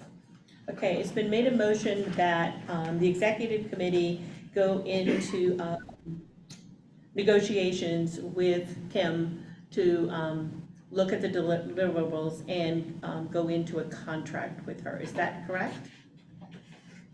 Yes, that is my motion. And that's motion, and Miles, you seconded that motion? Yes. Further discussion on it? All right, so you have to call a roll. Can you call it for us, Haley? Thank you. Liz Blackwell Moore, Yes. Todd Brackett, Yes. Lydia Krabs, Joe Everett, Betsy Fitzgerald, Yes. Courtney Gary Allen, Yes. Pat Kimball, Yes, Ben Mann, Yes. Bruce Nodden, Yes. Miles Olet, Yes. Eric Small, Yes. Gordon Smith, Yes. Keena Thacker, Yes. Chastity Toole, Yes. Paul Denzel. Yes. Eric is on, but I don't know if he wants to vote because I don't think he's part of the. He just said yes. Oh, he did say yes, I didn't hear. Mine went, The only person who's gone is Joe, so I couldn't. all right, thank you. Not that the vote counts, but he did say in the chat that he said yes. But, yeah, All Joe right. has your, yes. So there's no, motion carries, all in favor, no one was opposed, and so that motion carries. And the executive committee hopefully will meet next week. We'll figure out a date where we can all meet, and we'll get you on that call, Kim, and we will negotiate those deliverables. We need at least 2 weeks. 2 weeks. to notice. 2 weeks? Oh, because it has to be public. Yeah. Okay, 2 weeks.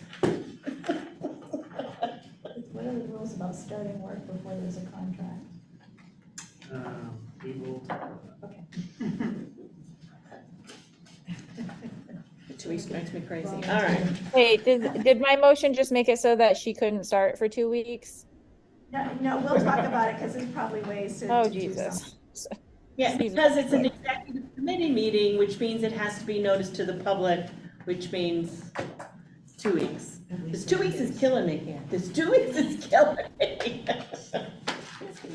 All right, well, we'll live by the rules. All right, I thank you very much for that lengthy conversation. I think for me, I got some real insight. We will have conversation as the executive director, and Kim will be at our next meeting with hopefully some stuff, and we'll be able to work those. And I thank you all for your input in all of this, and thank you, Kim. You're welcome to stay, because it's a public meeting, or? Well, I think I will stay now because you might hire me and I should get a sense of. Okay. All right, so I am going to switch this agenda around a little to get rid of some of the easy stuff. Let's go quickly to the update on the coordinator contract posting. So we sent out the application, it's been posted. I haven't even had time this week to ask if we've gotten some applicants. We did get one. That again will be held by the executive committee, will review those. But what we need from you today is, because we want to be able to protect the people who are applying for the jobs, that the conversation about the resumes is private. We're looking for a motion from this group to talk to the executive committee to go into executive session at their next meeting. I'm prepared to move to make motion. I believe that the motion that I'm going to read was part of the written materials that you could pick up. So I think I'd read it quickly, but probably in fairness to people that might be watching online, the motion is as follows. I move that the council delegate to the executive committee established and governed by section 6.3 of the council's bylaws the task of reviewing and considering all applications received for the council coordinated contract opportunity as posted to the council's website on August 31st, 2023. The committee's tasks shall include determining which applications are complete, determining whether to interview applicants and which ones, and whether to make a recommendation to the council of a proposed candidate to which the council could award the contract and any proposed terms of the contract. I further move that the council authorizes the executive committee to meet in executive session to complete this task pursuant to section 4.10 of the council's bylaws and section 405, section 6A of the Maine's Freedom of Access Act codified in Title I, Chapter 13, Subchapter 1 of Maine statutes. Second. It's been moved and seconded. Any discussion on that very lengthy legal motion? Did you get it? Oh, that's. Every single word. It's on the paper, just steal the paper. I'm stealing it right now. All right, if there's no other discussion, can you please call the roll on that? Thank you. Liz Blackmore? Yes. Todd Brackett? Yes. Olivia Joe Betsy Fitzgerald? Yes. Courtney Gary Allen? Yes. Pat Kimball? Yes. Ben Mann? Yes. Bruce Naughton? Yes. Miles Olet? Yes. Eric Small? Yes. Gordon Smith? Yes. Tina Thacker? Yes. Chastity Toole? Yes. Paul Vinzel? Yes. 15. All right, thank you very much. Oh, yes, Ben? Is the posting still live? Yes. We want to post it on like the Maine, state of Maine, like hiring job board? If we've Can had you? one application, I don't know, we can see. If you could look into that, that'd be great. Is anywhere we What can about advertise? Indeed too? Can we use Indeed? I think there's an automatic fee to numerous different recruitment and HR firms. We probably can't post it there because it's not a state line employee, but I can inquire. Yeah, to be clear, it's not an employee, it's a contract. Yeah, Maine Public Health I was just gonna say Association, that. Maine Public Health Association would be a really great place to post it. okay, Maine Public Health. Yeah. Also, we can't do, not, association of nonprofits unless you're a member, right? I can check, all right. Also, I Anyways, just we have one looking- logistical question. Will the executive committee get those applications ahead of the executive session or just at executive session? Ahead. Ahead, Thank you. is pre-reading, all right. So, and just for my sake, as I understand it, the executive committee is Pat Kimball, Ben Mann, Betsy Fitzgerald, Courtney Gary Allen, and Eric Small. Yes, Is that correct? Okay. all right. Thank you. All right, you said, Bernadette, we were going to wait on the conflict of interest policy till next month? No, I was simply gonna truncate what I needed what the discussion about it. So I wanna. Okay, truncate. Okay, so, does the council want any discussion about the conflict of interest policy? Let me just open it up first to any questions and ask if you want me to say anything about it. Normally I would have said more, but we're running out of time. Well, I'll respond to that only by saying I don't have any questions about it, that I think Assistant Attorney General O'Neill has done a yeoman's work on this, and has been working on it for 6 months. I hope we can approve it today, because we can't really go forward with decisions on any grants till we get it done. I'm very enthusiastic about it. I'm on the governance committee. We looked at it. We had a lot of questions at time. So my only comment would be absolutely anybody should ask a question if they have one about it. But there's only so many. We've looked at a lot of different policies. particularly from a couple of different organizations, and how the state does its disclosures for legislators and members of the executive branch, and I hope that you find favor with it. And, yeah, two other questions, and then I have one question for the council about a choice to be made. I don't know who went first. Ben, you go ahead. My only question reading it was, what does direct personal benefit mean? It's purposely left undefined with the idea, as it is in the source documents that I looked at. It's my thinking that it's something that, we can identify when the issue arises. And I think it's really a question for the council of whether something is a direct personal benefit. In my mind,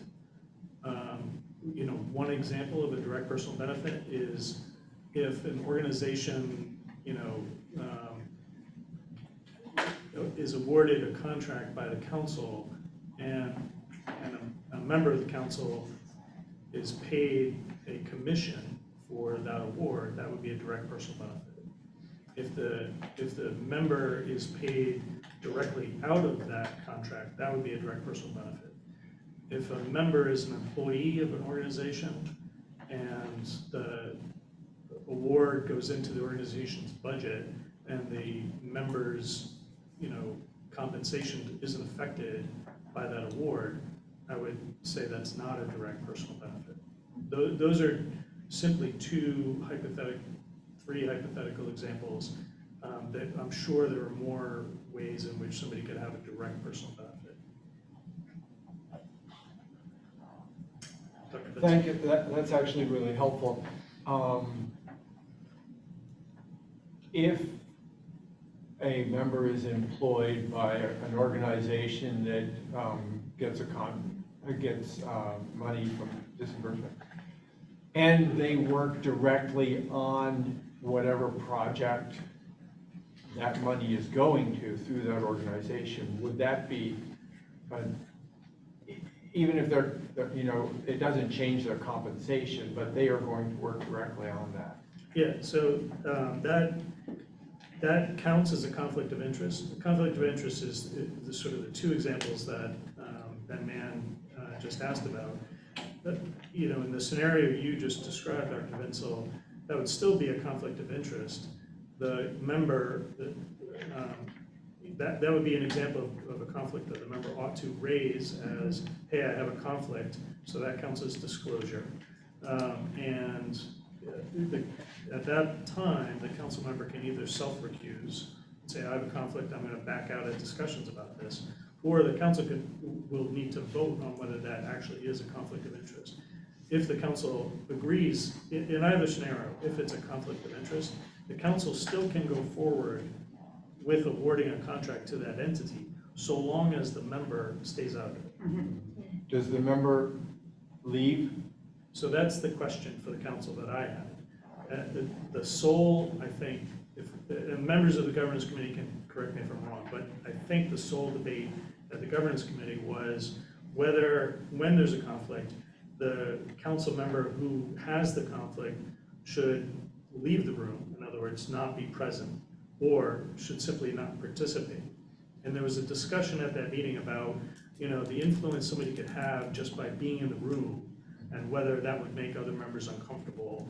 There are certainly circumstances in which I can envision that happens. And so really it's just a question for the council of, and you could decide this now, whether the conflict of interest policy should say that when there's a conflict, the affected member, the conflicted member, needs to not be present, or conversely, whether the conflicted member should simply not participate. Those are the choices. But here's my question. The meetings are all public. So I could leave the room and go out on my phone. So I don't know what the difference is of leaving the room, but that's just me. Gordon? Gordon Smith. Although the meetings are public, a person that leaves the room may wish to observe from outside the room on the internet, But that's different than staying at the table. It's It also is. different than even adjourning to the public portion of the room. I think, given that this is our first go of this, that we ought to take the strictest possible interpretation. And while it may seem silly at times to us, it is not a difficult thing to step outside the room and not be present Yeah. during the discussion in case there is a feeling of intimidation. Some of us have very strong personalities. We wouldn't want anyone to think that they were intimidated by us being in the room. So I would favor a policy that you leave the room. See, 3 hands. Think I saw Sheriff Brackett first, then I think Bruce, then Courtney. Only just that's the order in which I saw the hands. Sheriff Brackett? Thank you. Thank you. Todd Brackett, I'm the sheriff in Lincoln County. I don't, what is defined discussion, right? So I personally disagree respectfully with Gordon. I'm sure he has good reason for his thoughts, but you know, we have some important work to do here. I find it hard to get caught up if I miss a meeting. Discussion can be extensive. And I'm just afraid that I'm gonna lose out if I promise to leave my sidearm in the car, if that's. But seriously though, I mean, I understand, I respect, you know, the issue. I'd like to think that we can get past any intimidation issues and just focus on, and I would hate to miss out on the key aspects of the discussion, which may impact other business of the council. Maybe it's not possible to separate the two. That's just the way I feel. They responded. Hmm? They responded. The way I wrote it is that the member would not be present during discussion about or voting on the grant, the distribution, or the contract. And so I think of that as limited to just that particular application. So in other words, I would envision that the member would be asked to return to the meeting once that application is decided. And if there was a general discussion about the sheriff's department, and you had insight into that and could share that, you'd say, oh, I am a sheriff, I work with this department, you could share that. We're talking, I think, specifically about if the sheriff's department had a grant, it was your department, your office, that you would recluse yourself from the room while that vote took place in regards to those grant dollars. It's a monetary thing, not your expertise in the field that you work in, but the monetary piece. And I'm not proposing you leave for the entire meeting, just for that chunk of time. Bruce, was Bruce first or Courtney, did you say? I couldn't follow. It's a good question. You did say me. You did, I did. All right, so Bruce, then Courtney. So this is my thing. It isn't necessarily intimidation. So just since Dr. Vincel's sitting next to me, I don't think he's going to intimidate me or anybody else in this room about a particular decision. But I would feel more comfortable and be able to express my particular opinions a little more freely if he wasn't sitting right here. Because I do care about him as a person and his feelings about things, and I wouldn't want it to be personal, because it isn't personal, but sometimes folks take things personally, and if he isn't in the room, then we can be more open about how we feel. Yeah, we saw an example of that here today. Kim asked a couple times, while you're having the discussion, do you want me to leave the room? Because she thought maybe we were holding something back while she was sitting here. Again, it's that. So I guess I'm saying I agree with Gordon's. I'm just disappointed that I'm not intimidated. Work on that, Paul, work on that. You can work on that. Courtney? I just gonna second what Bruce and Gordon said. I think that it's important, even just for the impact that it has, that people standing up and leaving the room when we're talking about giving money to an individual's organization, that they are also responsible to oversee said money. I think that the impact and the perception of physically leaving the room is an important perception. Also, it might be, I'm going to use Chastity because I am dear friends with Chastity. So it might be really hard for me to say what I think about the grant going to MAP if Chastity's sitting right next to me. And last Tuesday, we just had dinner together. Maine is a very small town. It might just be a little easier for me to raise my concerns without Chastity in the room. Sorry, Chastity. Thanks, Courtney. Ben? The way that I think about this is if this is a grant that's going to multiple organizations and it's a consistent application across multiple organizations, I'm far less concerned about people leaving the room. I actually sort of defer to that perspective as well, though, as opposed to if we're talking about a specific provider or organization getting a grant that's not available to other providers or organizations. I think that is a very different situation. So just wanted to outline that. And I'm happy to see the conflict of interest policy because we're making progress. We're establishing rules for ourselves which we follow, which is why I want as few as open-ended possibilities as possible when we run into things, because I don't want us to start getting back on the hamster wheel, right? So what I hear is direct personal benefit is mostly personal compensation. I think I could contemplate a grant that's going towards the operating costs of an organization, though, that would supplement the salaries that are being paid at that organization. I don't know right now what to do with that, if that constitutes a direct personal benefit or not, because if it does, I think we have to cease such activities. Is that how I would read this? I mean, I think if that would be considered, so for example, if my salary is paid out of a particular fund, but my salary is set in stone at, some dollar amount, but the value of the fund, changes over time depending on how many grants go into it. That may not, I don't know that that's a direct personal benefit. I don't know if that answers. I just raise it because I think it's just helpful for me to contemplate actual examples that we're going to run into, hopefully soon. My concern is that I made a point of leaving it open because it could be, the hypotheticals are endless, I think. In its main. I just draw just so everyone knows what I'm talking about. A lot of times grants are for a particular service or completing a deliverable, as opposed to supplementing just the base bottom line operating costs of an organization. Those are two different things.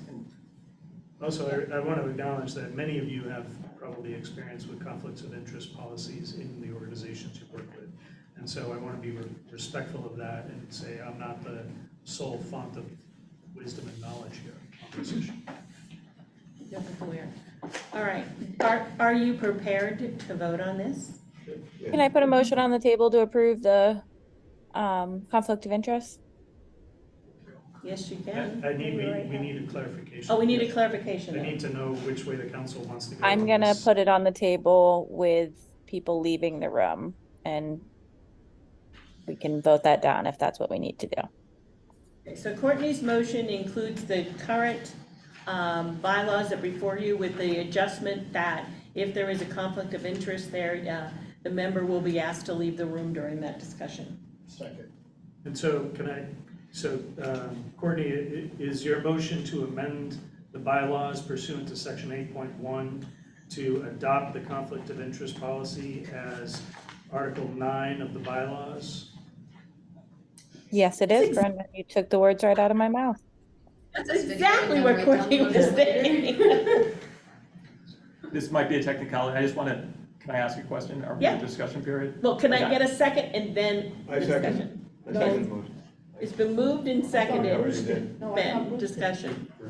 Already did. I just want to make sure we're going to have a quorum. If many people work in an organization that might be receiving money, that we're going to be able to pass the thing that we're trying to pass. I don't know how many people work at, we may how many people are have, going to be leaving a room if we're providing It may be, funding for treatment services. correct, we may have to have that discussion. So it's something I think we keep on our back burner as we start the grant process as to how many members are there, and we may have to adjust our own bylaws in regards to adjusting to that. It's a good point, Ben.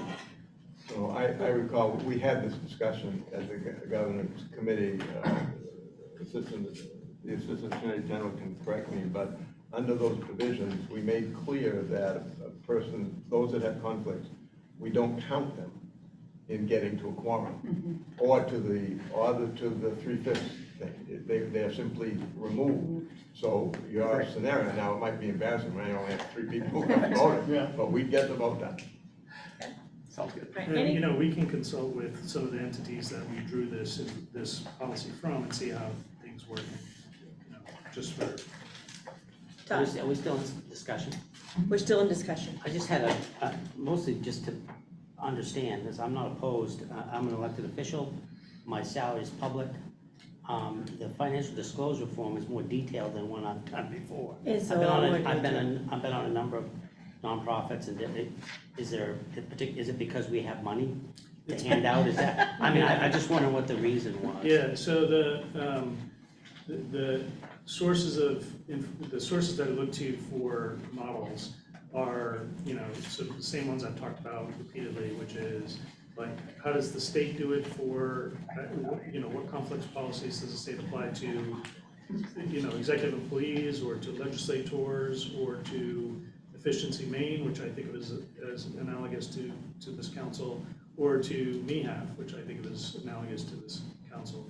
All of those have financial disclosure forms. You know, some of them, all of them except for MEHAF use this form. And so I'm shooting for sort of,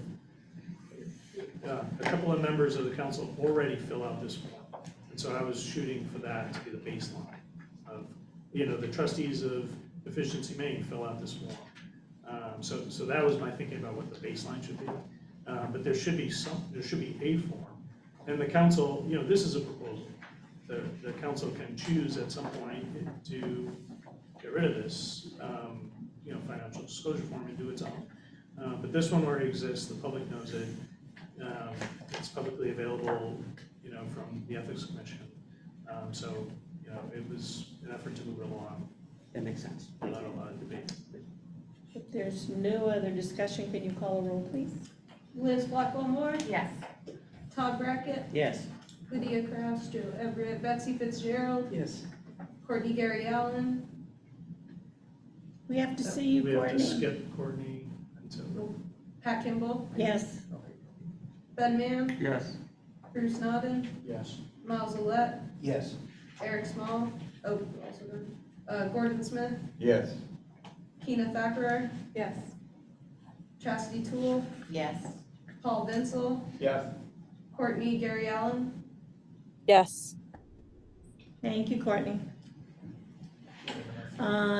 Motion, all in favor? The motion carries, so thank you very much. So I'm gonna try to quickly, we are at 4 o'clock. So as far as the discussion on the committees, I believe that, and I'm looking for dates. We have dates for both of the committees to meet, both the grant and finance, I believe, for next week. Am I correct with that? Grants Finance is meeting committee. next week. Hmm? Grants is meeting next week. Finance committee still has to finalize an agenda, but hopefully meeting the 28th. We'll get it out Okay, in 2 weeks, but we do. so both committees will be meeting. I don't believe most people got word about the Grants and Programs Committee. I only heard about it because we were having a conversation. It's posted on the calendar. It's next Tuesday, on the 19th at 3 p.m. But we didn't get a notice about it. Oh, you guys should sign up for the notices I send up for the public then, because then you'll get my automatic emails. We should Yeah. circulate. It's the Yeah, yeah, 19th, yeah, Tuesday I the did. 19th, right? When I- It's here We'll send at around. 3 Okay. p.m. and there's no virtual option. There's no virtual option. Oh, it's not Okay. here. It says on the thing, no virtual option, unless you're allowing for virtual options. It says on the I thought it was notice. exclusively virtual. We can have a Oh, it's virtual option. exclusively virtual.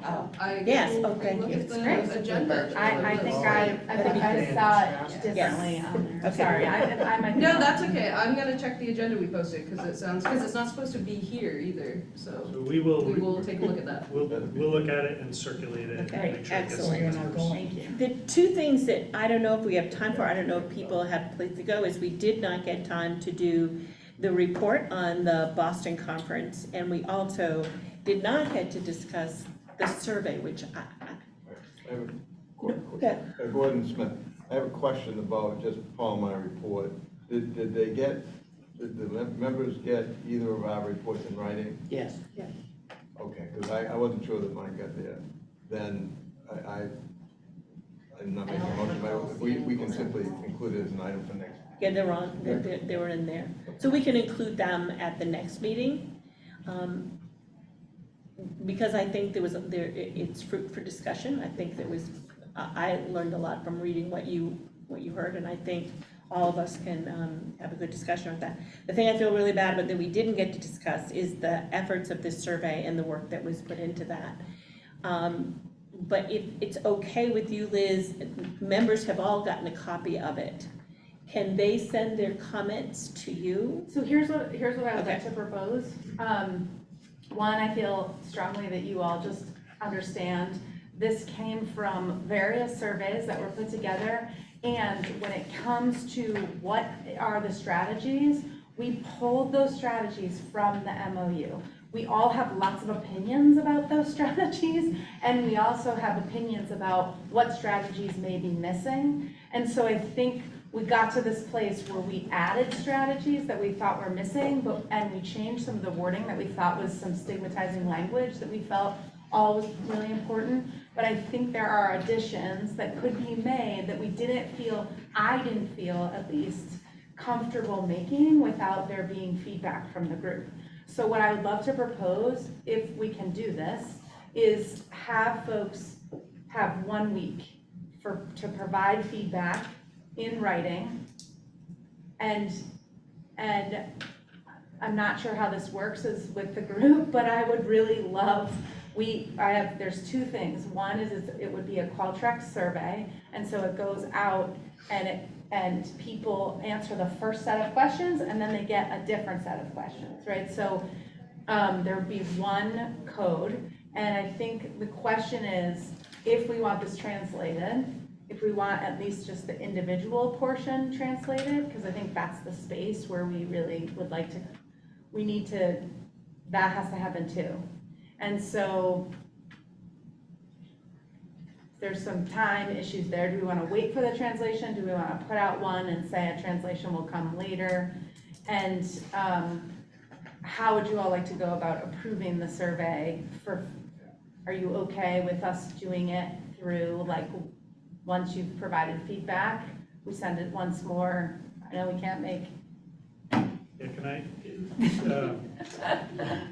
keeping in mind FOA's, guidance that, try to avoid doing substantive things over email, could this be, to the extent there's discussion over email about this or feedback given to you as you described it, could that be brought then to the programs committee, which is meeting in a week, and could that feedback and perhaps even the emails be shared as part of that programs committee meeting, so that public notice is given of that work, and the public can be aware of those discussions. Great, so it just gives you less time, but I think that's an awesome solution. So it would have to be I would really need it by Monday so that I can I'll bring all the discussion, but bring a more finished version as well for us to talk about.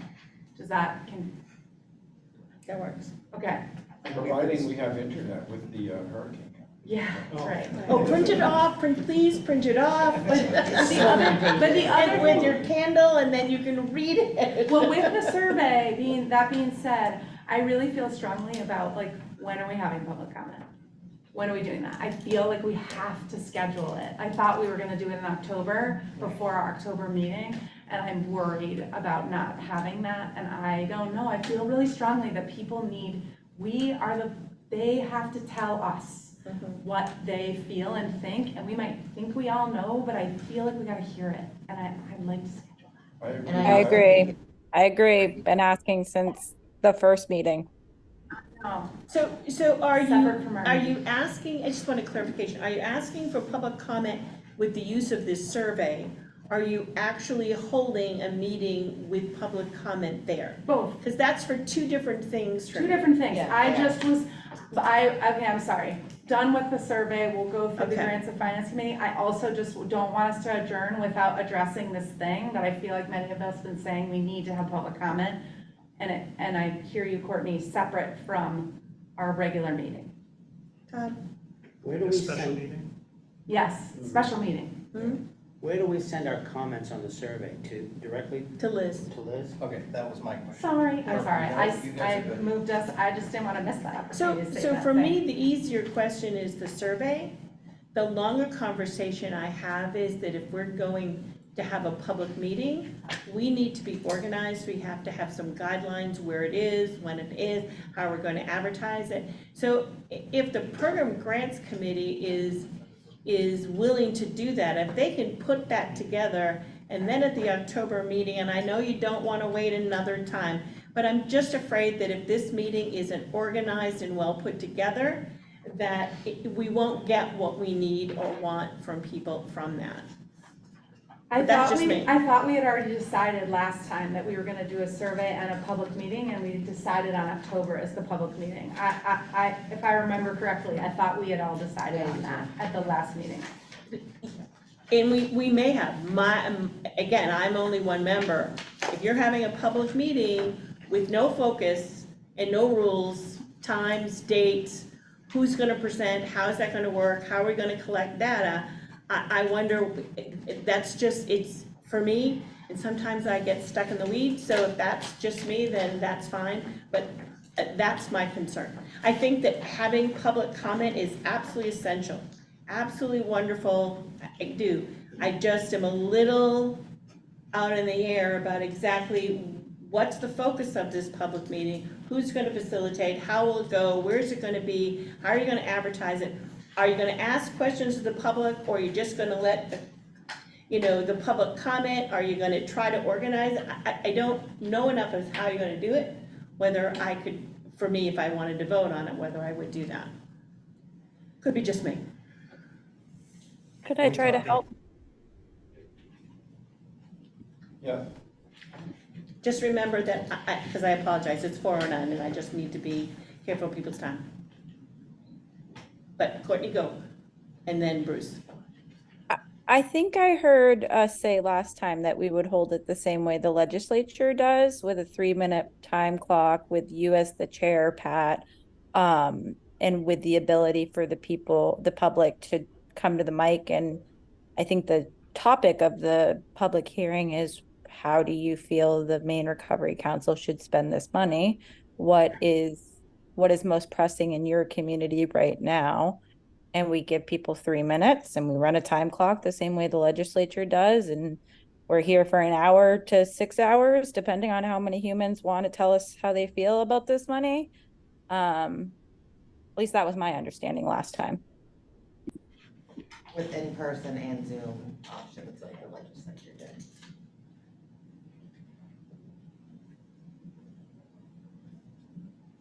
Are you holding it here? When? Yes, Where? here, October. Where can we hold it? Here, if we can, yes. Is this a big enough space? I would need time to look into bigger spaces if you guys want one, and that would be time like before the 2-week noticing period starts. So I would need if it wasn't gonna be here, I would need additional time to figure that out. Especially space that we wouldn't have to pay for. Then let's just do it here. Yeah. And For the however many- Appropriations Committee, it's huge in the legislature. Are they in session in October? No. No. Gordon says reluctantly. No, no. 228, I think it is. Just Madam Chair, Mm-hmm. will there be an opportunity for, I mean, you have to be here in person? Can people submit a written, something in writing as well? Wouldn't that maybe? If it's held like a legislative hearing, yes. That might save us some time. Correct. The issue also is, who's recording all of this information? Is it all in people's head? You hire a recorder, do you? I think Betsy Fitzgerald, because she's writing away. That'll be a job. Anyways, if that. Right, thank you. If you have an approximate date in mind, I don't know. So, I guess, can I just say, I feel like this was something I would have hoped that would be on the agenda for today, because I think we all had said this was a priority for many of us. So I guess I feel like if we can come to agreement upon, like if there's agreement that we should have public comment, perhaps we can all come together and figure out it. We can ask, perhaps Haley has to look for a new space for us, and if you might be willing to provide us with some dates in October that we could hold something like that, and maybe I'll put out a doodle to find out what days do we have a 6-hour time frame if it's hard for anyone else to, but I feel really strongly about having public comment. My suggestion is if you truly want, again, just to say October, pick a week and then let Haley try to figure out where she can do it. You're talking 6 hours? No, I made that number up. Yeah, I mean, like, That's we it. don't know, I it don't depends know. on how many people show out. You just have to be willing to be here until. Well, the reason is I know. that if you have a room, you can't say, well, we only want it for an hour, and then hundreds of people show up, and then you're here for 2, and there's someone standing there saying, I have the room at such and such. So you have to at least have an approximate time. And again, you may have to, even in public hearings, if the room is being used, that's the problem. So I think it's best that, that you figure out a time block. I'm gonna throw out week of October 16th or 23rd. That was your suggestion, right? The third week. Let's go with October to the week of October 23rd. That gives us more time to plan. In the Programs and Grants Committee, you're gonna do some planning on that. In the week of the 23rd, and let's say, for the sake of this, we need a room for 4 hours. And not here. We're looking elsewhere. Hmm? We're looking elsewhere for the public meeting. You could probably do it here, but I don't know if they, again, you have no idea. You could get 100 people, you could get 20. And so you have to look at a space that's gonna be respectful of how many people are in your parking lot, how many people are in your building. You need to be able to do that. You just, again, so I don't know if this building wants 200. I mean, I don't know we're gonna find anywhere Yeah. that will let us meet for free with like 200, 300 people. So we might need to like look into like a budget for a room. The legislature and the state house. Oh, yeah, we could try the state house, but then they have to go through the, yeah, it's a lot. We can do some work to try to find. yeah, you may be able to, if you can find, if they're not in session in October, we may be able to find one of the hearing rooms to use. Think that's possible, Gordon? In the State House, used to people wandering in and out, not in the hallways. Gordon Smith. I don't think it's possible for 200 or 300 people, but I'd like to make sure that the executive committee feels that they've got the authority. If a legislative hearing room does not appear to be adequate or is not available, then we should use our funds to take a room at the Augusta Civic Center and where there's parking and pay for the room and people can be comfortable. We shouldn't have to spend our time worrying about where the thing's gonna be. It's pretty, that would be my suggestion. I don't have a problem with that. Yes. Sounds great. Do we need to vote on, do we need to make a? I don't think you need make a motion to spend money to rent a space, do you? Probably couldn't hurt. I mean, I think you should. It's- All right, if well, the council's gonna okay. spend It money. was moved and seconded. It's been moved and I seconded mean, that, Gordon was, Who's second? I think Gordon had a. You? No, well, Ben. Gordon, I your would- motion was You can't about the vote. executive committee? Well, no, Courtney didn't have a motion, did you? No. I'm happy to make a motion if anybody would like me to. So The the motion I'm thinking that you want to make is that we hold a public hearing. We're aiming for the week of October 23rd, and that you give permission for this council to rent space. I wouldn't say what space, I'd say rent space. I will make a motion that this committee is going to have a public hearing modeled after a legislative session during the week of October 23rd. I also give permission in the motion to the executive committee to rent a space as they deem necessary. Do we have a second? Second. It's been seconded. Okay, can you call the roll, please? Thank you. Liz Blackwell-Moore, Yes. Todd Brackett. Yes. Lydia Craft, Joe Everett, Betsy Fitzgerald. Yes. Courtney Barry Allen, Yes. Pat Kimball, Yes. Ben Mann. Yes. Bruce Naughton, Yes. Miles Olet, Yes. Eric Small, Gordon Smith, Yes, Tina Thacker. Yes. Chastity Toole, Yes. Paul Vincil. Yes. All right, I apologize to everybody that we went 17, 18 minutes over. I apologize for the things we didn't get to, and we will get to them whether in committee work or at our next monthly meeting. But I thank you very much for all your efforts. Drive safe, be safe, and we may get a hurricane, may not, so be safe if you're living on the coast.